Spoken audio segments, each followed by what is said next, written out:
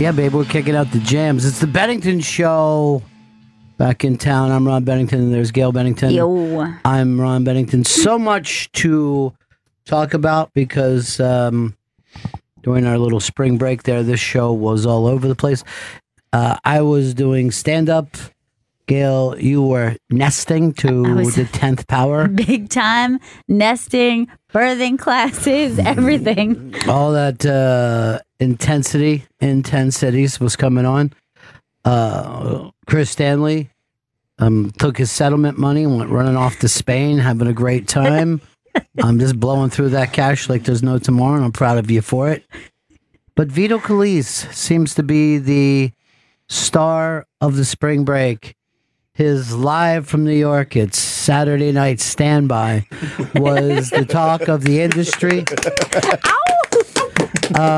Vito, you slept out how long for tickets? 34 hours. 34 hours. And it's all up on the iBang. I guess we can tweet that link as well, because you go through almost hour by hour of his excitement, weirdness, paranoia. It's like stages of grief. Yes. His body physically shutting down. And then finally seeing his fucking hero, Donald Glover. And how did you feel about the show itself? I thought it was the best show of the year. It has nothing to do with me being there. I thought the sketches were the best sketches overall, the highest average, best musical performances, best cold open. There were just stars jumping out of everywhere. It was a lot to keep up with. A friend of mine today was telling me how much they hated the cold open. And they said they're going to this well too much. And I'm like, yeah, for 40 years. Yeah, they this go is into the that same well. Yeah. It's the same. You open with a political bit. They never not open with a political bit. As far as I can remember. I can't remember. You know, it used to be Ford. That's how far back we are. Chevy used to do Ford and not do anything but fall down. That was, he didn't fucking dress like him, nothing. By the time it got to Carter, Dan Aykroyd had put on a wig and was doing, an impression. But before that, it was like, look, it's Ford, fall down. So you felt good about this show. Let's just, if you read this, and by all means you should, because like I said, people in the industry, people that are just fanboys, and people who are haters and think anybody who shows enthusiasm for anything. How dare you have a passion? Are all in that together. I visited twice, and he was getting progressively weirder. And I'll say this. The first time I showed up, I thought he was weird. Really? Yeah. I'm like, how many hours was that in? Like 12 hours or something? That was like 12 hours in of no sleeping at all. Yeah. And he got there right as they woke us all up. Like, I just fallen asleep for 10 minutes, and they'd woken us up and said, we have an announcement coming soon. And we were living in a state of paranoia. Because we were like, are we moving? And I said, are we moving? The guard just goes, I hope so. And they wouldn't answer any questions. Now, you had fallen apart how much? By the end of it, so the final few hours were fucking turned into like the end of a reality show where the wind, it just got cold out of nowhere and it started raining. It felt like it was like 40 degrees. I had a t-shirt on. And I slept on my elbow. I laid on my elbow the night before and I couldn't move my arm all day. My head was hurting. I hadn't slept. All right, let's just go over this and just think about this in a reality sense, because he had fallen apart. If you go back and read this, he and Ian are hallucinating. They're just out of their minds. But all right, let's take a look at Vito. He's a young man. He's incredibly strong. He's physically a strong guy. He is. Right? Socially, you couldn't be more social than him. So there he is on the streets for 30 some hours. He had friends dropping by. Me, Dan, and who else? My friend Gabe, my other friend Dan, his friend Emily. All right, so friends are dropping by. He also made friends in the line. Yes, you made very tight connections, it seemed like. And still, being homeless for 30 hours was destruction to him. Could you imagine how physically and mentally and spiritually difficult it is to be actually homeless? No, I cannot imagine. And then you wonder, like, they're like, oh, they're all weird and talking to themselves. It's like, yeah, they're broken down. Like they're in the elements 100% of the time. But we don't really know. Here's the guy. If they came and said, "Who's your youngest and strongest guy?" We'd have thrown out Vito. Yeah. And in 30 hours, he, with all these extra things, food, he had a bathroom here that he was coming over. He was recharging the phone, so he had a phone, and yet he was still nuts. And if I would just say, "Oh, it's him." But Ian is in incredible shape. Yeah. And Ian was crazy. And the last time I pulled up, which was like right after Big J's show on a Friday night, he thought I was going to start shooting everybody. When you left, he asked me what happened and who that was. And I said, that was Ron. And he goes, oh, God, I just saw a car pull up and I got scared. Even though cars were pulling up the entire time. He thought I was just going to start and light the place up. So being homeless must be the hardest fucking thing known to man. It's insane. It's crazy to me. And yet people call them like lazy or whatever, or say they're faking it. And I was up in the park yesterday. I saw a guy lying there on the bench. And I'm like, I wish I could see his fucking updates every hour. I know. The hour. It's got to be just disastrous. So you fell asleep as soon as you got home. You didn't even shower. No, I went, so I wrote my last entry once I got home, and then I stood up to go shower, and I fell into my wall. And then I had to physically push myself off the wall back onto my bed, and then I woke up at 3. Wow. Jesus, Vito. Then I showered, and then I took another nap. The best way to actually get perspective on this, because I was reading as the updates came in, but just now when you were at the top of the article, I was like, look at how fresh-faced they look in the beginning. They look just so full of wonderment and like, oh, maybe we'll get tickets at the very beginning. So you're saying Jesus, Vito, like you think that he handled it like a bitch, Chris? Yeah, pretty much. I mean, look, he had a reclining chair. Well, he did. Beautiful reclining chair. And food delivery to himself. Yes. I mean, it was fucking nonstop. The man was eating better than he did when he was living at home. The fuck? Well, he didn't get fresh. You know what I mean? Yeah, he didn't get the gravy. Oh, boo-hoo. I was on the line outside. And it wasn't even raining out. Yes, it was. Whatever. It rained multiple times. It's not a big deal. Chris, I will tell you this, Vito. The fact that you were the darling of the internet proves that it was a big deal. And please, if you haven't seen this and you want to see a man kind of break down, because it kind of rides out like the film 1984, where at the end of it, there's just a tear going down and he believes in Donald Glover. Well, it was weird. People, when we went to the NBC store to get in the final line, people were coming up to me and going, "Are you Vito the blogger?" oh my God. And they were like, I was on the line and I was reading along with you the entire time. An SNL PR person came down and was like, "Are you the guys live blogging this?" And we were like, "Yeah, that's us." They had us film a message for Donald Glover, which was fucking probably the most insane video because they had. Hey man, can't wait to see. Buddy. Don't be scared of us, dude. But yeah, it was nuts.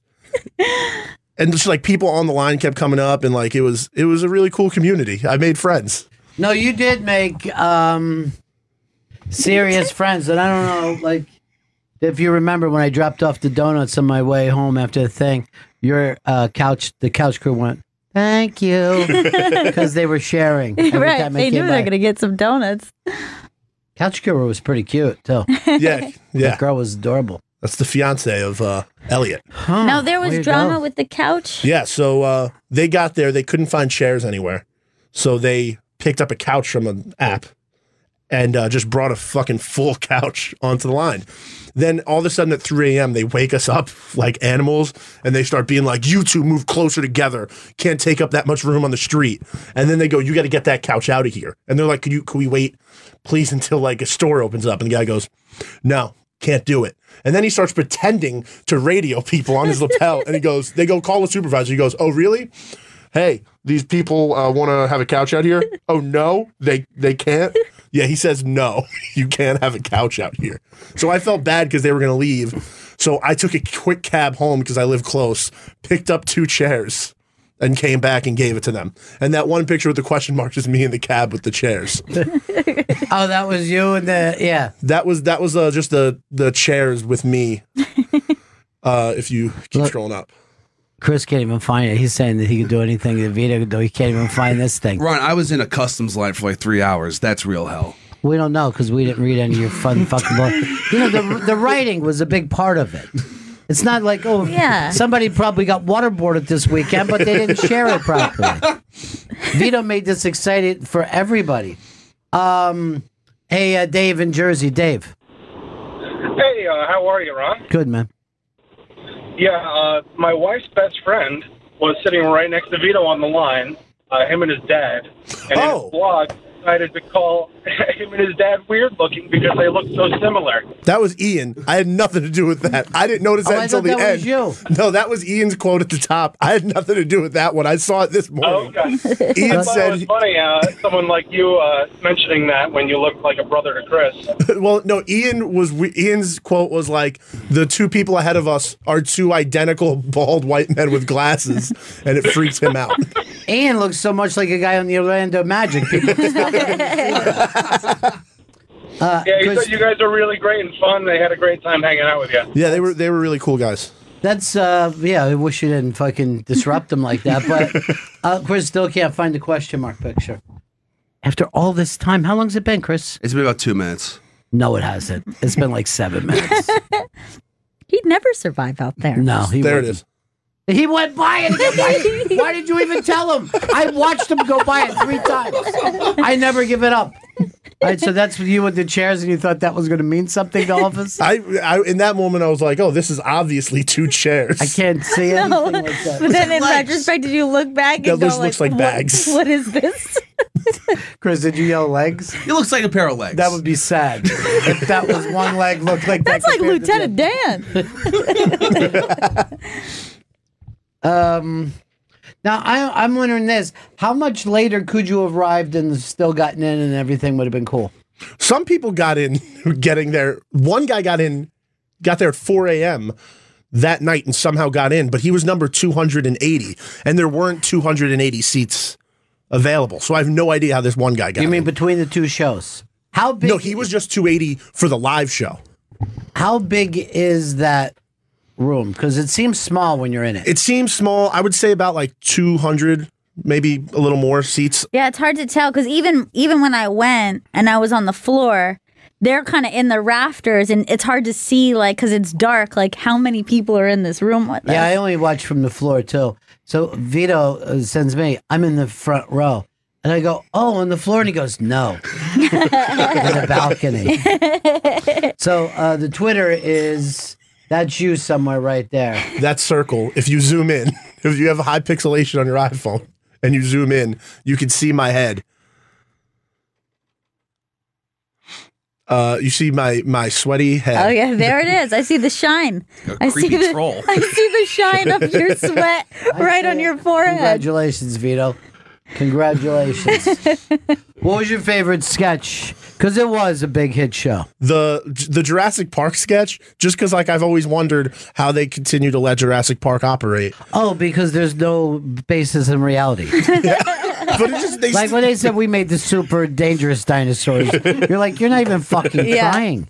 It is funny though that Jurassic Park became unrealistic when there was a sequel. You're like, no, not twice. I mean, once, sure, we can all believe that. First of all would have taken is a dead dinosaur, and you would have had the biggest thing in the whole world showing up to it. Like they toured the Titanic when they just had some clothing and people stood in line. Right. So yeah, you were fucking fine with one single dinosaur in a cage.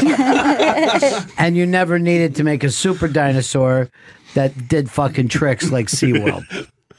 I was surprised something didn't make the sound. Ian yelled out, because Jurassic Park is Ian's favorite movie, and when he started making the argument where he goes, oh really, you said a male? Ian yelled out, oh, because they're female. He does like to participate a little bit. I mean, I've seen And him I in a was movie. like, dude, you're gonna get us fucking kid. Like I was like hitting him. He's Please like, stop. but I was at a movie with him. Yes. He yelled through the whole movie. That Ready Player One, he was yelling, Batmobile. Yes, we all see it, man. It's adorable. It's like a little kid. He is. And how would Jurassic Park be a grown man's favorite movie? It was just the first movie he like saw and fell in love with, and he hasn't Right, given but up then on you it. put it behind you because you're a child. He has not given up on Put away Jurassic. childish things. Right there in the Bible. Hey, Rich in Philly, what's up, buddy? Hey guys, like always, love the show. Thanks. You know, I was talking, like I was figuring out personal suffering, right? You guys came back from a week, and I was like, finally, thank God, right? And then I'm hearing Vito in line for the 30 hours or whatever, and I'm thinking, damn, that's bad. But I'm with Chris, because I got relatives in Puerto Rico, man, that haven't had light for 7 months. Man. Can you imagine what that's No, like? I can't even comprehend that.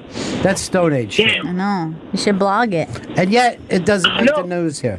Never makes Never. the fucking news. Rudy Giuliani's making the fucking news all weekend long. Rudy is now, to me, the last vampire you have to kill before the spell is down. He looks so crazy on fucking He TV. really does. I was watching one of the things, I think it was ABC, and he was just finishing up eating a baby. He was just like, he was licking his fingers like, Well, it's for the just- Mueller case. he has like really intense like tooth situation is what the issue is. Like, you remember that thing where they showed that, I guess it looked like he did teeth whitening on the top, but then he left the bottom yellow. But I think really what it is false teeth on the top. But it like, I can't not look at it, and it freaks me out. His eyeballs, his fucking weird shape of a skull. Anyway, let's get back to Vito. Let's get on. I don't want to be part of the political thing. Let's Yes, just get back let's to Vito. focus on the fun. Chris shows what a slacker rich kid he is by taking his settlement money and just throwing cash at Oh, that was everybody. your settlement money. I can't talk about the settlement. I just can't talk about it. That's all. But pretty you soon. show it. Pretty soon, yeah. All over Instagram. He's raining fucking cash in everybody in Spain. So you're out there. Look at you. You're drinking champagne. Yeah, yeah. Oh, this Yeah. is Cava, Ron. beautiful. They call it cava in España. We had a few Budweisers out there. I mean, I was living Look it at up. that food. Go to your food. I know, the page. food was like killing me. So this is a Barraco ham. This is like the ham that's like their national like food. By that the way, one- tell people where this is. This is in Madrid, Spain. Tell people how to find you This is talking about on this, Bennington. like you were doing radio. On our Instagram at Bennington SXM. Okay. So this is what kind of ham? A Barraco ham. It's a pig that they only feed hazelnuts. And so that makes What? yeah. You know what? If so you're gonna fatty. You're the richest fucking guy. like, here's the thing. Like, yeah, your life sucks because you're gonna be slaughtered, but oh, sweet hazelnuts every day. We got anything besides hazelnuts back Nope. there? Oh my god. Yeah, that one really messed me up when I saw it because I can't have any like cured meats or anything like that, and that one made me so hungry looking at it. What is that? Little pieces of bread up there? Tiny like in every restaurant they give tiny little baguettes. Like tiny like just tiny little baguettes. I mean, Everything. show me how big the baguette was. Like this big. It's like an inch and a half. Like, is a crouton meets a fucking bread? Exactly. It's exactly what And it is is. it have the texture of a baguette? It's like hard. It's like a crouton. okay. It's the it like- consistency of a crouton. Is it like those things in Chex Mix? I haven't had Chex Mix in a while, Vito. I don't know. I'm eating fucking a Barraco ham. I don't know. Sounds like Chex Mix. It's not Chex Mix. It looks like Chex Mix. It's not. And then this This one We were had me trying to figure confused. that out, Yeah. whether it was a pastry or what. It's now this is the other national dish. They sell it in every like tapas bar. It's patatas bravas, which is just like crispy roasted potatoes with mayonnaise and like a spicy sauce. Oh, like loaded tots. It's not a fucking loaded tot, you low class fuck. Oh, why does it make you high class? Because your mom fell down? I'm just out there enjoying the good things, Ron. That's No, all. you are. There's no doubt. mean, Look, yeah. I would like to bust your balls and say you did it the wrong way. I would dive at that thing. But this is unbelievable. But Vito, was just trying to understand and put it in terms. He's trying to that he relate. gets. In line terms, like that's loaded tots. It's not loaded tot. And then Oh my God, this is the This thing that is- killed me. this is shrimp or gambas in It's just shrimp. Don't go gambas local on me, son. in garlic sauce. It's just Oh like a my garlic God. oil. It's a basic. Why do we make shrimp any other way?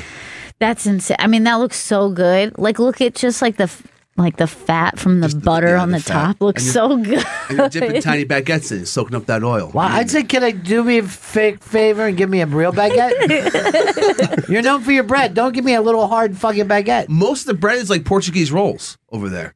It's not like France where it's like baguettes, like actual baguettes, but most of the bread is Portuguese rolls. It was really weird. Was it good? It was or- good. It was good. Not as good as France, but the bread was good. All right. I feel like I could have walked away from the line and gotten that at Helen Hardy. You couldn't. No, dude, you couldn't. Scumbag. That's fucking. What's Oh, this my madness?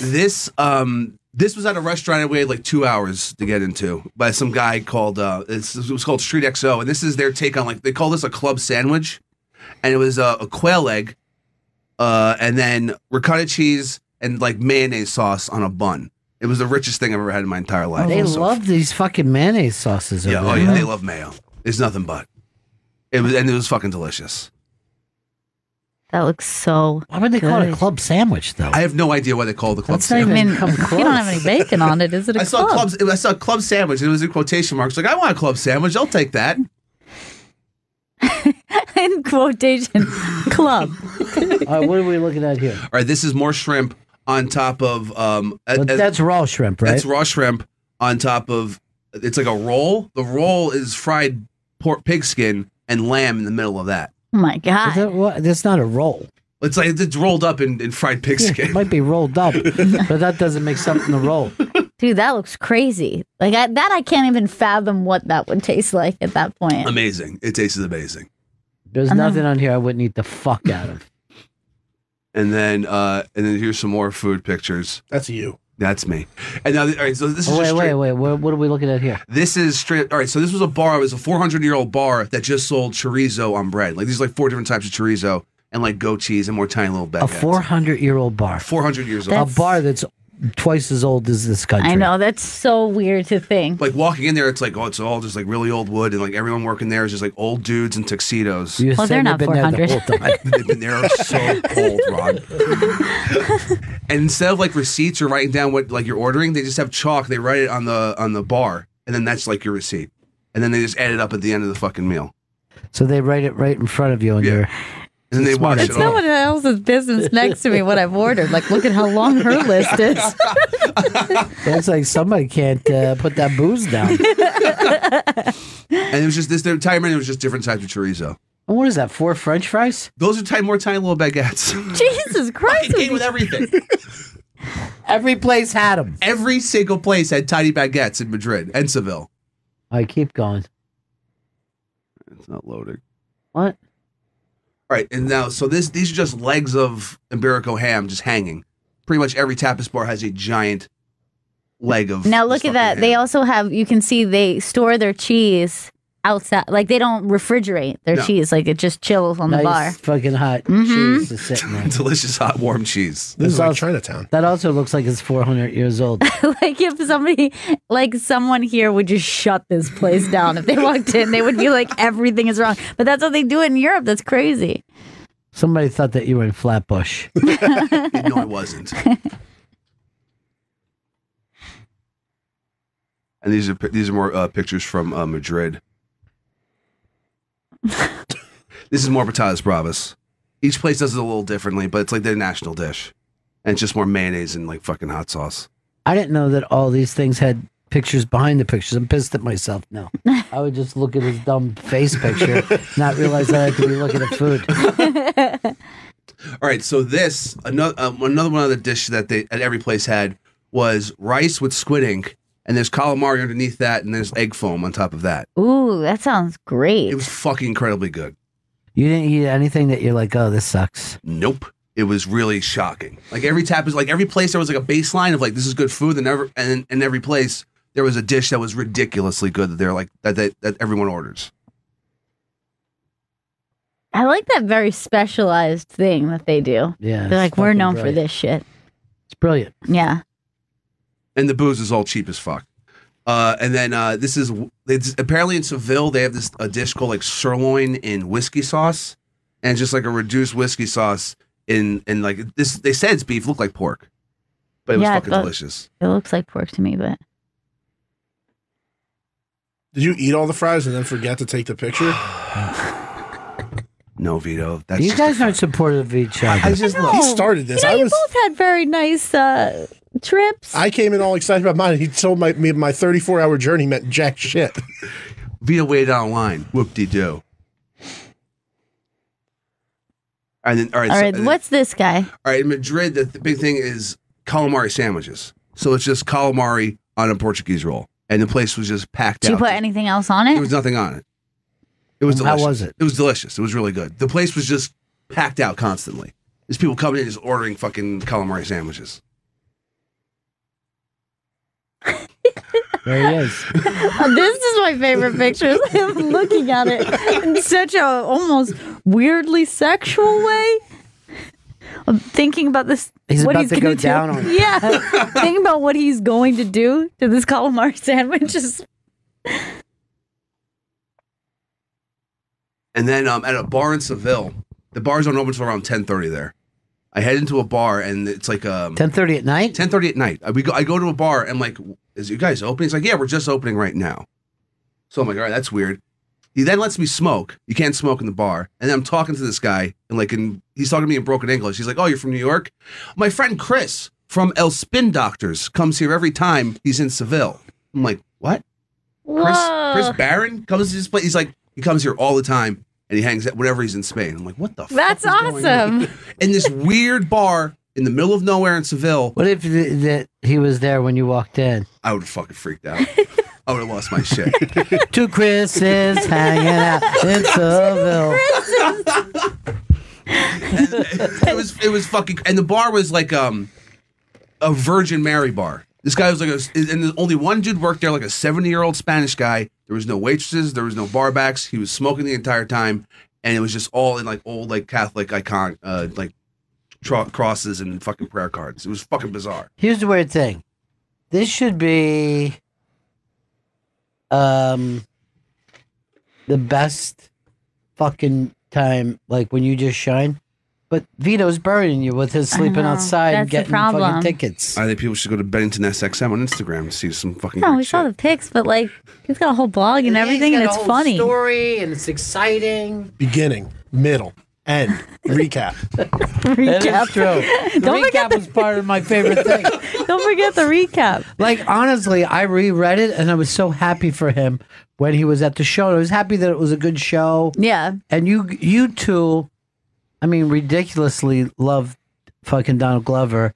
And then to see him having this breakout night. I know. Where, you know, it just looks like, hi, mainstream America. This is the thing that you're missing, Atlanta. And his fucking, you know, like he says, his just black people pay attention to his music. Right. Now, song-wise, how did you think he did? So I thought the two new songs were incredible. Like when Saturday, the first song played, I was like, oh, I don't know how he's going to top this. And then This Is America came on, and it fucking blew me away. Like, both of the stage sets were incredible for both. So you enjoyed the second song more than the first song? Yeah, at the end of it, I enjoyed the second song more. And because then the weirdness of the little girl dancing all by herself? Yeah, and all the light display, I was watching it on the monitor and live. All those tricks weren't happening live.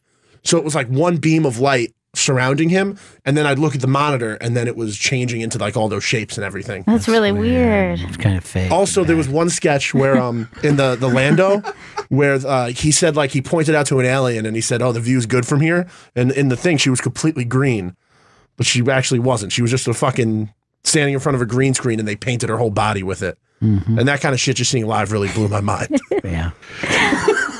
But This Is America.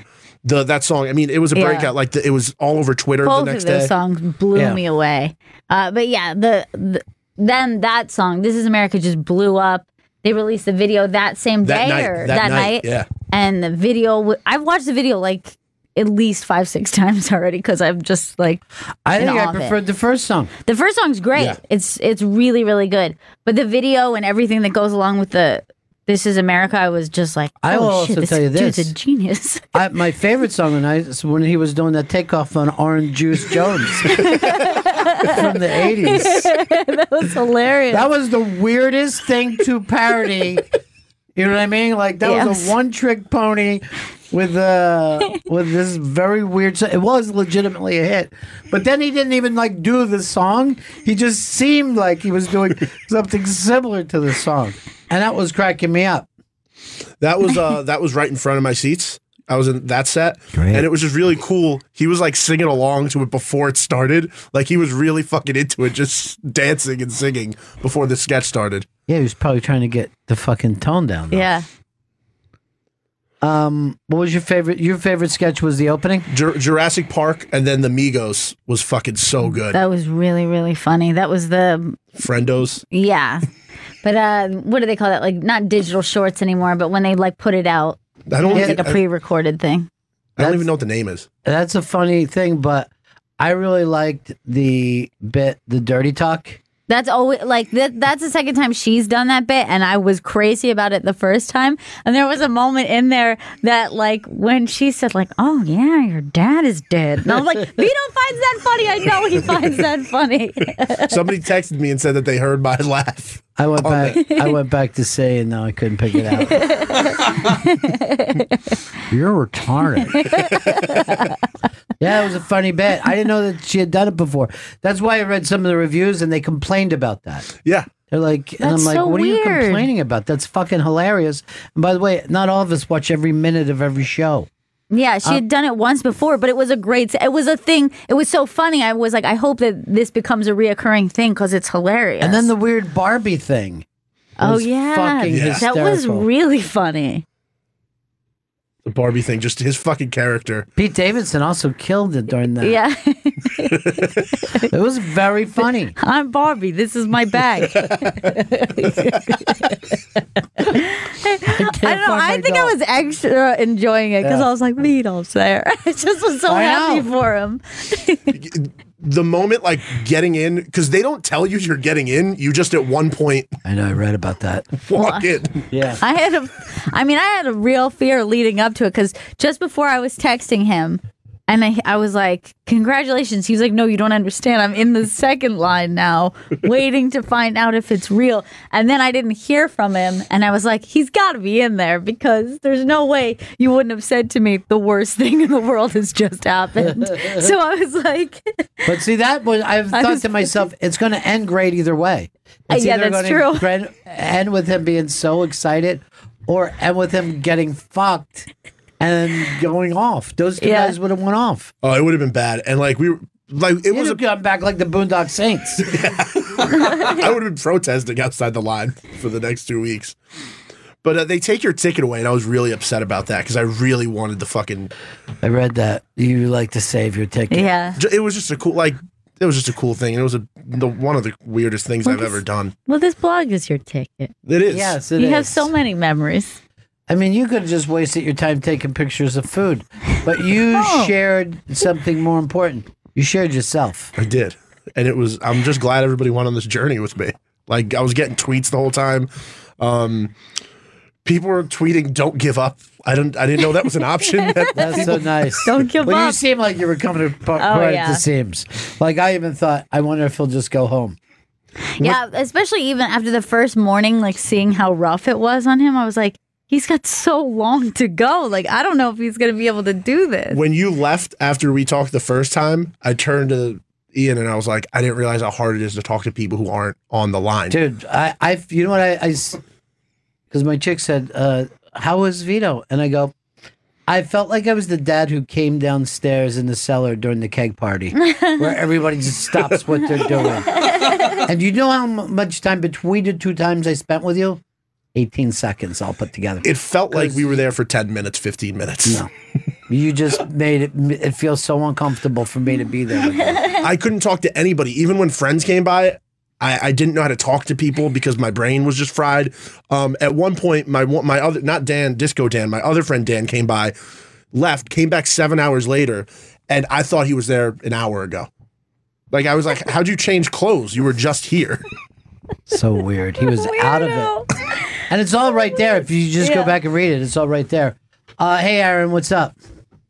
What's up, everybody? How you guys doing? Good. Congratulations, Gail. Thank you so much.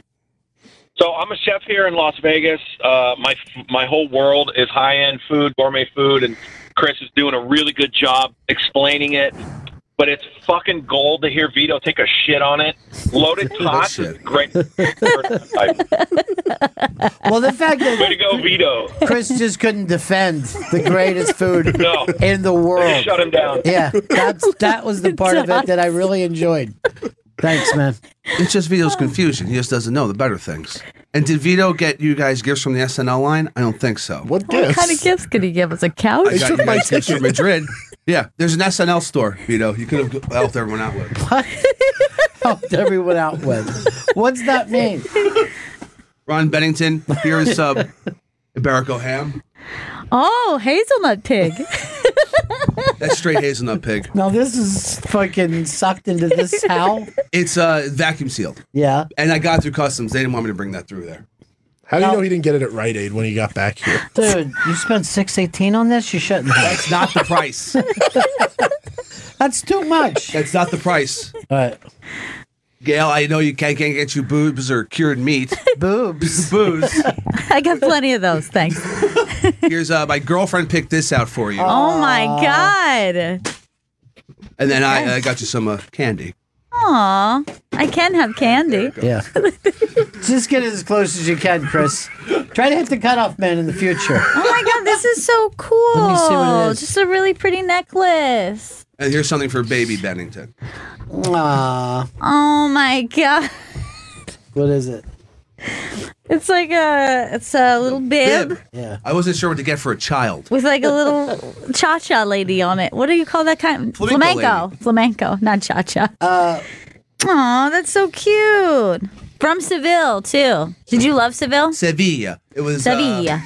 It was I said very it Italian. beautiful. It was very nice, but it was filled with all the very rich white tourists. That was You're one of them. Now, this is the thing. This necklace, it's a locket. And when you open up, it's Chris and his girlfriend fucking. So nice. Oh, that's beautiful. I can You're share welcome. these memories. Jenna got a bottle of wine from Duty Free. It's Spanish wine. Oh, and I thank was you. going to get something for Vito, but I'm just going to drink that wine now. All right, give him his wine. Give him his wine. He deserved it. I can go across the street to the SNL store, They sell Spanish wine there. and I could buy you guys some T-shirts, maybe some Gilly stuff. Gilly. I do love Gilly. I'm crazy about Gilly. Gilly. Are you guys thinking what I'm thinking? This would be a great time for Jen and Vito to drink their wine. Oh, I think that would Are be you guys great. up for that? Yeah, Yeah. that'd be delightful. Oh, that would be Do you got nice. any nice glasses? Do we have cork shoes? Beautiful wine I do. glasses. We have a wine key. Hey, did you guys watch Bittersweet or Sweet Bitter? I didn't. No. It's about this young girl that comes to New York and gets a job in a high-end restaurant. That's the whole fucking premise. That's it? Yeah. And it reminds you of all your friends. Everyone that you've ever met comes to New York. That thing where, like, immediately you get the fucking boot to your teeth. And you're just like, oh, I thought this was going to be glamorous, but it's also really hard. Now, do we have wine glasses? I'm gonna go grab the whiskey glasses you have. Do I have whiskey glasses? I just drink out Oh, of you the brought bottle. those home, I think. Those are for work. Those are our work whiskey glasses, Chris. Look how much Gail loves to open wine. It used to be my job. It takes you back to those days. How long before you got comfortable to do it properly? It took me a little while, yeah. Like, it took me a while to, like, I felt really comfortable with it. Nothing's worse than fucking up the cork. No. I mean, you smell. This is Spanish Smells wine. really good. Rioja. You okay? Oh, fine. I'm good. No, it smells like any wine I've ever smelled. It smells like duty-free wine. Only the best. It might have a little duty in it, though.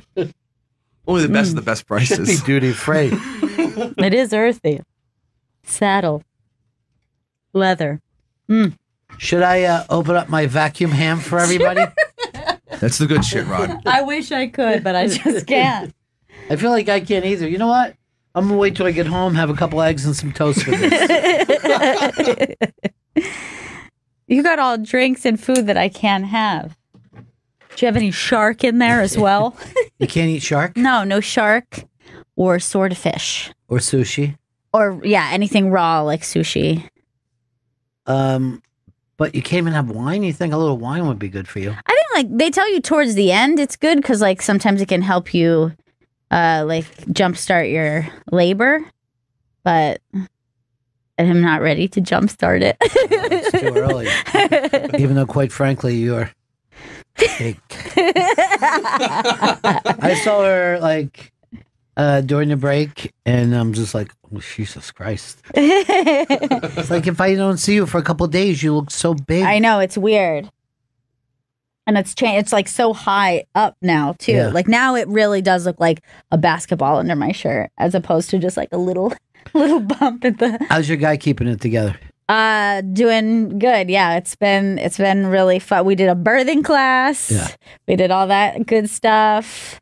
Getting the You babies. realize it's harder on guys than it is. Yeah, I've picked that up. Guys don't take to it as naturally, and some of it, particularly when they make you see other people having their babies. Yeah, I wish that's one thing I wish I never saw. Yes, that is. I think for some people watching the videos of close up labor for some guys is not easy. Because it's not easy for some girls, because then you're going, that is a body part I have. And so I can really imagine what that's going to be like. But it's also, those videos are always Northern California bush women. You know what I mean? Just fucking hairy ass broads. Can I tell you too, when during the birthing class, they're explaining stuff about helping you prevent tearing and talking about episiotomies and stuff. And I'm really struggling. So she's like, we're going to work with you, with your body. We are the protectors of your perineum. And I'm like, I'm really afraid right now. And then she's like, because the last thing we want is a total vagina explosion. Oh. And literally one woman just yelled out in the class, why would you say that phrase? My wrist just got really weak. A total going down. vagina explosion. Here's the thing. There's a video up on the iBang of that catcher taking the fucking 102 mile an hour thing right into the balls, right? Yeah. And it seems like the same thing when you're talking about having a baby. You think so? Yeah. It's basically like having a major league pitcher throw fucking heat right at your nuts. And by the way, some people laugh about that on TV like this is a funny thing. This guy had to have surgery. Oh, yeah, I'm sure. And is a month out of the game. And I'm like, a month? This guy would be out 6 months if he was a fucking auditor somewhere. I know. Yeah, and you could have permanent damage. Oh, my God. He's down. Terrible. He's down. Oh, why did that just give me lower back pain? I got it dead too. It should give everyone. My paradisium is really fucking hurting right now. Oh, look at this. He's brought 2 coffee mugs. This is really sad. He's not classy like me, Ron. There's no. If you were classy, you'd have wine glasses. You would have brought wine glasses. This is a gift for you.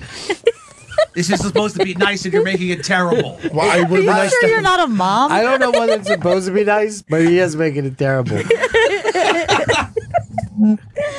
Oh, my God. All right, drink your wine up. Jen, do you prefer a mug or a plastic? Army man? Paper cups. I mean, I prefer Army paper Man. cup. My parting gift from Amani that seemed like an insult. Yeah. I'll try to be nicer if you try to be smarter. What's that from? One of our Imani. old interns. But she gave it to me. She was 2 semesters ago. She gave it to me. She gave Jen something nice, and I felt like she just forgot to get me something and got this at Dwayne Reed downstairs. No, I think she thought about it long and hard. She gave me bracelets, little silver jewelry, and a necklace. I'm always embarrassed when the interns get you something. You know what I mean? Yeah, because you feel like they shouldn't have, Yeah. They've done. they're practically working for free. They used to work for free. I worked for free. Till a couple years ago. They were like, that's slavery. And now, Can't do this. and here's the bad thing. Now they're not even allowed to fuck us anymore. It used to be a big part of their job.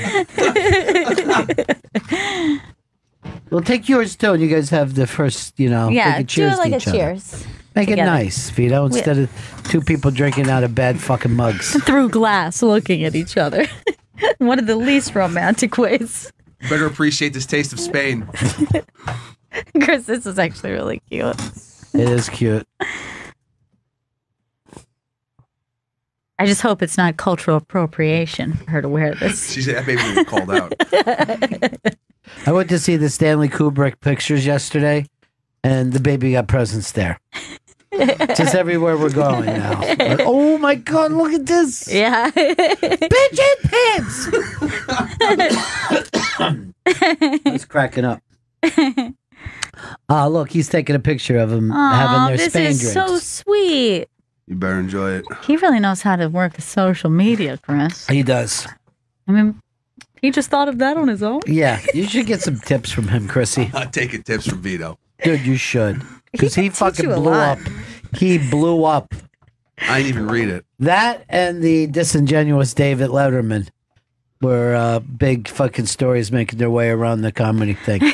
Did you read that one? Yeah, I did. I read the article. I haven't seen the actual show yet, but Oh, me neither. I'm not going to watch that show. But it ties in so much with your friend Nell Scoville. Like, yeah, like I'm not always on people's sides when they go, but just the way he blew it off. Like, who would want to Yeah. work here? And I'm like, there was a time that any American would Yeah. want to work on your show. and like, don't act like it's your kindness to women by not hiring them. Like, And don't forget that the best writer you ever had was the woman who made all the fucking great bits on the show, right? Meryl Marco, who I didn't even know until recently lives with the singer from Wall of Voodoo. Really? Yeah, the Mexican radio. Wow. How is the wine, Vito? A little dry. Why didn't you get a wetter wine? What year is this? You scumbag. This. 2014. You know nothing about wine. I know that's 4 years ago. Wait, It's good when it's older. No, I know, but I mean, couldn't spring for 2008. here's the thing, Chris. Yes, Ron. I don't know a lot about wine, but duty free is not normally. They have a great place. wine cellar at the duty free store. There's no cellar. No, there's no taxes on it. It's fucking great. That's how I like my prizes. Tax free. Prizes. It's not a prize. It's, like, it's supposed to be a gift. He called it prize. Jen, what do you think of your wine? I like dry wine, so this is like perfect to me. Ah, There you go. Hey, Chris. There you go. Thank you, Jen. Thank you for appreciating nice things, unlike Vito. Just give you a It's starting to seem just personal between you two. Maybe I it's know. not about the wine. should have got him some fucking frozen tater Here's the tots and a thing. pint of vodka. A lot of people think you've changed once that cash came in. I can't You talk about. went and got an exotic girlfriend. You're taking exotic trips. Yeah, European vacations, interracial relationship. That's my life now. Sounds expensive. Yeah, well, that money has no meaning to him. Can't It's not talk, earned money. can't talk about money, Ron. You should talk about it. You're the one who beat the city for it. Was that the lawsuit with the city or with the electric company? It was both. So you got a little bit from both. That's what Yeah, you're double saying. dipped. And then Double ano- dipped. And then another company also, but they backed out. You can't back out when someone's suing They you. literally backed out. They were like, look, they were in Texas. They're like, look, you want to come to Texas and fucking go after us? Go right ahead. And they're like, oh, I guess we can't. And so they're just not paying shit. Man, I'd like to run a business in Texas then. No shit. You were in Texas a few weeks ago. Yeah, I was. I was in Austin with you. Could have checked up on that Yeah. money. Excuse me. You know, because Chris didn't bring wine glasses, I had to be resourceful, and it's something I learned being on the line. This is just how That to. is true. What You're was like, your resourcefulness? Ask people to bring you food? No, if you read my fucking article, I ran into the Five Guys across the street numerous times to use their amenities. And you stole thetheir peanuts. Stole their peanuts. And then was here's like what one of my bothered me. favorite moments. You got the ice from there, and then you went out and bought a hot dog. I'm like, gee, why wouldn't you buy it from the people who gave you ice? Because I didn't want a big meal. he just Eric. wanted a light, dirty water dog.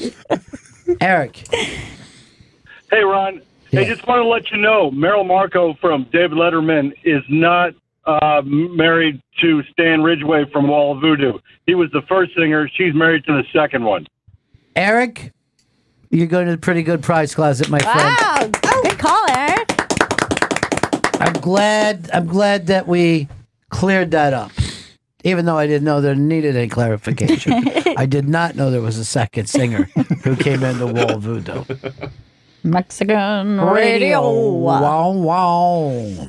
I wish it was in Tijuana. Eating barbecue iguana. That song is so good. That's a perfect fucking lyric. Gotta admit that. Well, the Donald Glover thing, did you guys think that you were going to get a chance to meet him, though? When they came down and had us do that video, we really thought maybe he was going to come down. I would love to get a copy of that video if you could let them know. Yeah, you got to find out. I'll figure out how to get it. It was on they said they were putting it on Snapchat, but then I didn't see it anywhere, and I think it might be because we were just so fucking crazy. We really thought we were going to meet him at one point, but we were like mad close to him. People, 5 seconds before the goodbye, somebody yelled out, "I love you, Donald Glover." And like right before the TV show went live, he turned, said thanks, and then like TVs went on. It was pretty fucking cool. I was really out of it when the show was starting, but then like the warm up really got me excited. And then I crashed right after the show. Did Che do the warm up? Yeah, Che does the warm up, and Keenan does like the song medley. Yeah. Medley of what? It was one song. I don't know why I called it medley. Somebody else told me it was a medley before. So what was the song? Do you know? Thank you for coming tonight. Thank you for coming out. Something like that. I was very tired, and I couldn't write anything down. Said maybe. All right. Well, Vito wins the vacation. There's no doubt about Congratulations, that. Vito. Bullshit. Look at all that ham, Ron. Yeah, I'm going to give it to Vito. Do for not- the line people. It's only $6.18. It's not. That's not the price. It was much more, and it was in euro, Ron. The exchange rate's a pain in the ass. That sounded like Trump. Yeah, it did. And it was euro. I'll tell you this. Look how easy these kids drink, though. If this was Chris, he'd be bashing those fucking bottles. I know. They'd be gone by now. It's just you don't like wine that much. I do like wine. I like good wine. This is good wine. It was just got at an affordable price. The duty free? Yeah, duty free. There's no taxes. There's a wide selection. This is like gallery wine when you go on a Thursday night. They're like, you're such a scumbag. the college kids will walk by and maybe stop in for some free wine. This is fancy wine. It's that fucking college kid wine. Is it called fancy wine? Nobody who knows anything about wine would call it fancy wine. This is this is real fancy wine. You know, when if you buy a bottle of that wine, they give you a free bowl of soup. Well, let's see what we missed. Well, the fucking Hawaii having a volcano, which really doesn't even feel like it could happen in 2018. No, for some reason, when I was looking at video of it, I was like, this looks downright prehistoric. Like, it doesn't look like it could happen. It's literally prehistoric. And you know, Hawaii's prehistoric. I mean, that's where they shoot the Jurassic Parks. Right. Already it doesn't look like it belongs in this age. Look at how crazy that is. It just looks like a giant like wound across the earth, like the red cut. It's so fucking, and it's so slow. You know what I mean? Like it looks like you could outrun it, but look at that. Like that is always weird when like they're on the ground, you're looking at it, and you just see it like bubbling over. Yeah, like it just looks so weird. Oh wow, that's terrible looking, right? Fucking lava is real. Doesn't even seem like it doesn't seem like real. Yeah, that looks like something on Game of Thrones or something. Yeah. That doesn't look like. Watch out for the magma. So I don't know what's gonna fucking happen if this is, I guess, the end times. It's all over. No way you're gonna close that up. It's just a giant fire hole. No, there's nothing you can do. Yeah, you have to wait for it to like cool, and then it forms a structure of something. Yeah, Like it's some doesn't kind it of like coral rock. But and that where look at instead that. of just even coming out of the hole, it's just coming up from under the ground. So you got lava under you all the time there, apparently. Just every weird. once in a while it breaks out. Look at the line of it going down. That is so strange looking. Yeah, it's terrible. It does feel like disaster movie footage. My cousin lives in Hawaii, and she keeps having to post like, "This is an entirely different island. Everyone, I am okay. Me and my family are fine. We are not close to the big island." No, those islands are so far apart that you take like an hour fucking plane trip in a big plane, not even like in some propeller plane. Really? But yeah, it's the same as us when we fly to Montreal. I would have thought they were all right next to each other. No, they've got to do. When You they take can't the like kids- canoe over to the next island. Yeah. This ain't fucking wrong way on Gilligan's Island. Like, and they always have like, all right, we're taking the kids to the dentist. We got plane tickets. Look at that! How crazy that looks. Unbelievable. It's like when your spaghetti starts to fucking roll up. That looks so nuts. Man, that's weird looking. Just bubbling over, cutting through the road. You ever been burnt like that? Like the sauce will fucking pop? Yeah. Oh, that's so painful. And the lava's actually hotter than hot spaghetti sauce. Nothing's hotter than that. All right, what else did we miss over the past week? What was the big news that was out there? Kanye going nuts talking about Trump. Yeah, Kanye is probably the kind of like the biggest story that everyone was focused on. Started when, right as we were taking our break. Yep. Yeah. And Jen was defending Kanye, but you would be the single last black person defending Kanye right now.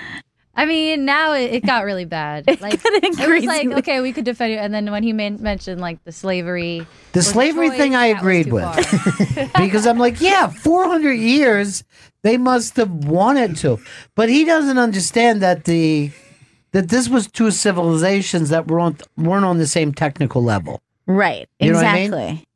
what I mean? Like one of them had spears. And the other people had fucking guns. Right. Exactly. I watched that TMZ live like as it happened, where he went off and was just screaming the whole time, and it was just fucking insane.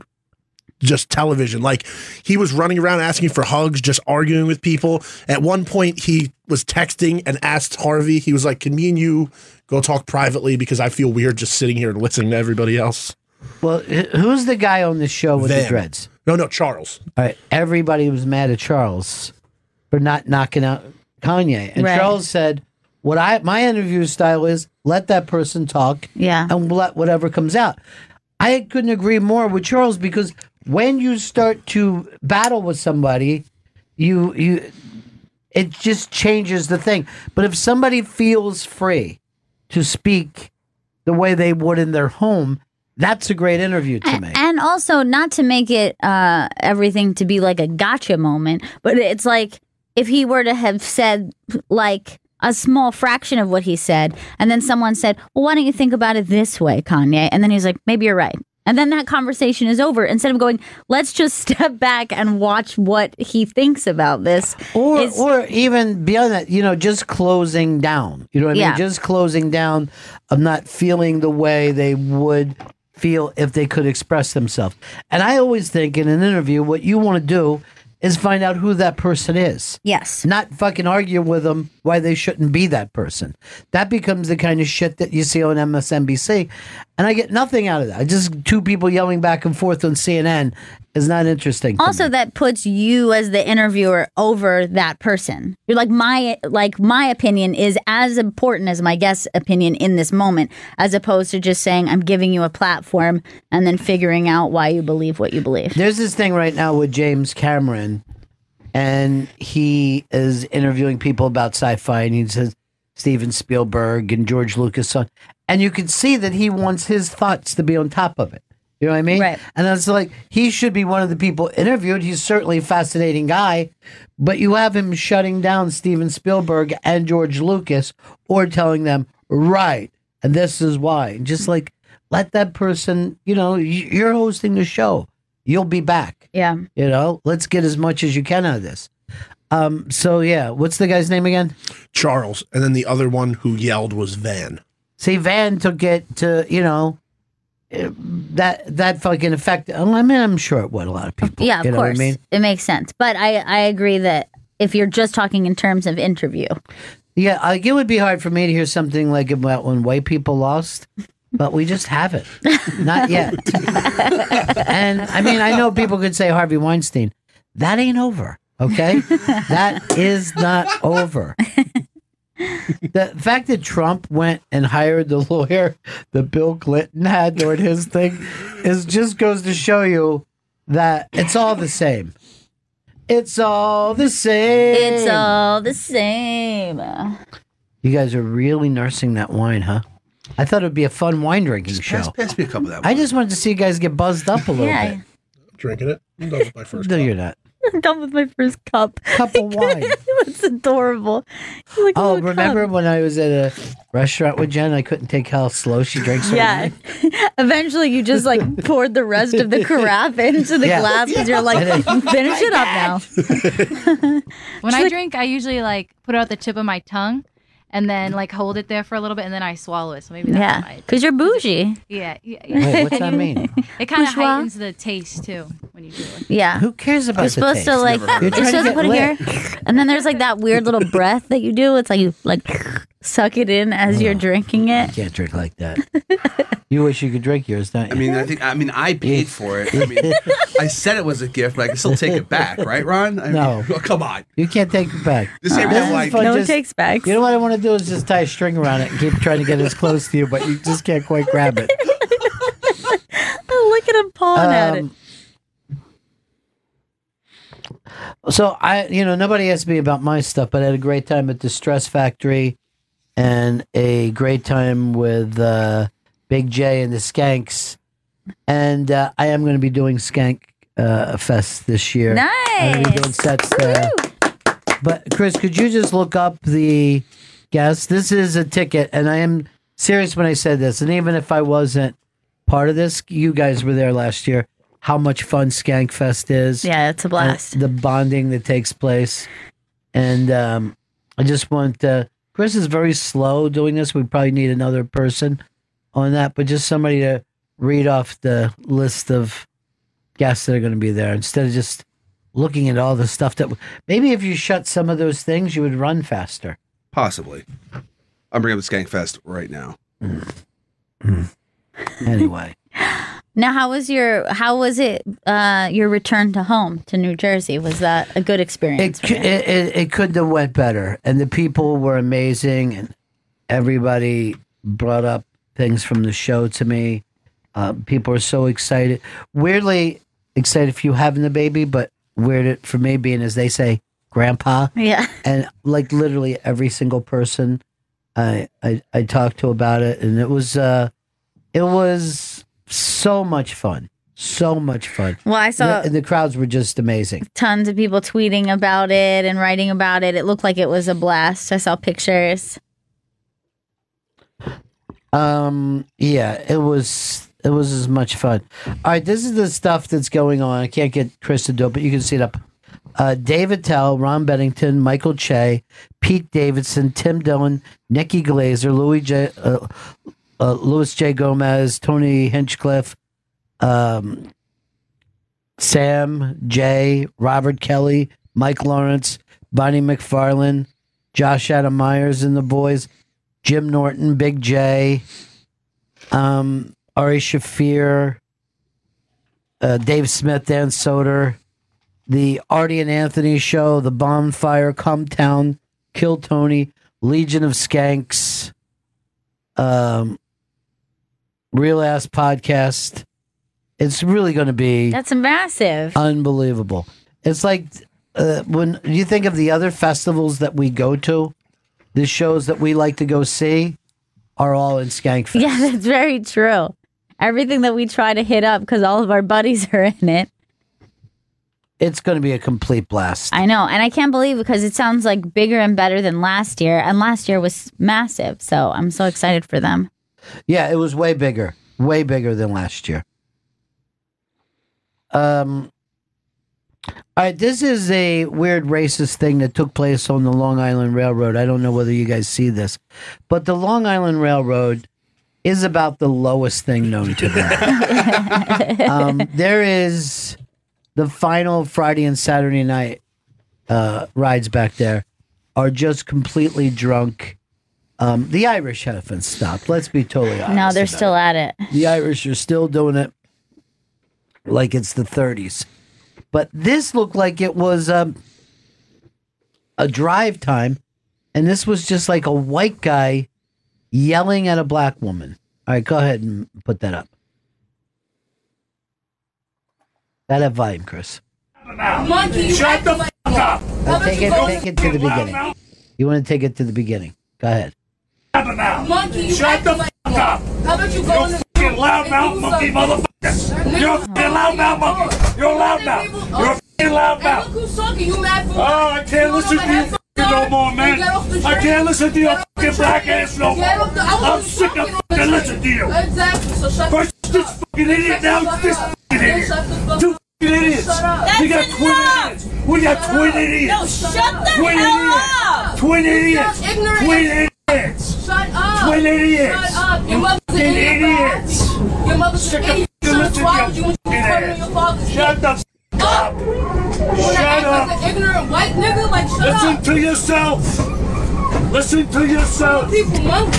Oh, you f***ing loudmouth bitch. Yeah, like your mother. Oh, just like your mother. Like your mother. At least I got a f***ing mother.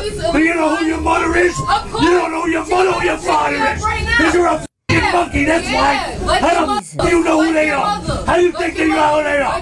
How the hell could you know who they are? Let's stop it for a second. This guy almost came out of a time machine. Yeah, I can't. You mutter? Yeah. Who says mutter anymore? And who drops the monkey line since the 1920s? So fucking ridiculous. So nuts. And yeah, he's like not even a real person. He's like, it's like a throwback of like some like Italian mobster movie or something. Like it's not even real. You mutter. I've never heard the claim. Do you know who you even know who your mother is?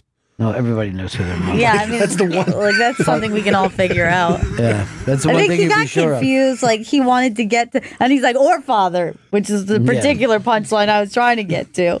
Like I think he struggled with it a moment. I liked when she said, your mother should have swallowed when she was sucking on your father's dick. See, the fucking joke is, and this is an old bit, your one load your mom should have swallowed. You yourself.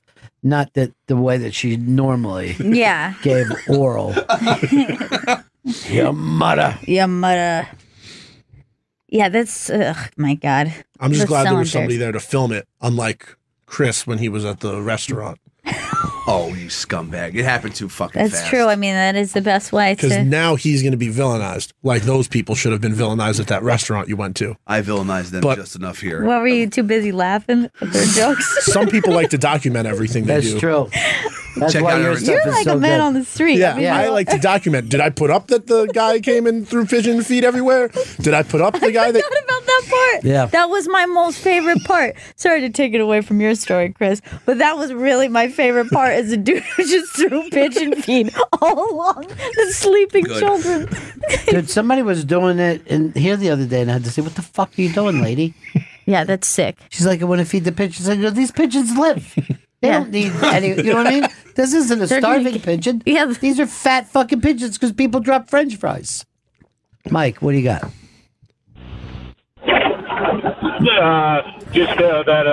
Why Mike Francesa was yelling at those poor people. Or Kim Norton's doing it terrible. Mike Francesa. That's Mike Francesco with a bad caller.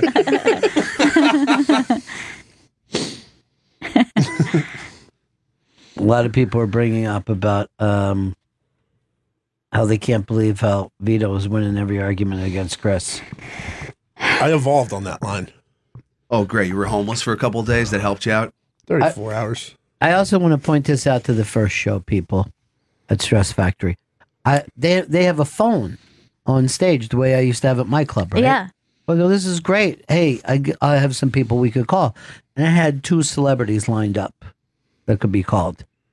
And because when I saw the phone, I just checked in with them. Then I found out that the phone, they're like, we'll try to make the phone work. And we couldn't do it by the end of the first show. And then the first show audience started being so mad, like they were getting ripped off. And they're like, the other shows are going to get these phone calls and we won't.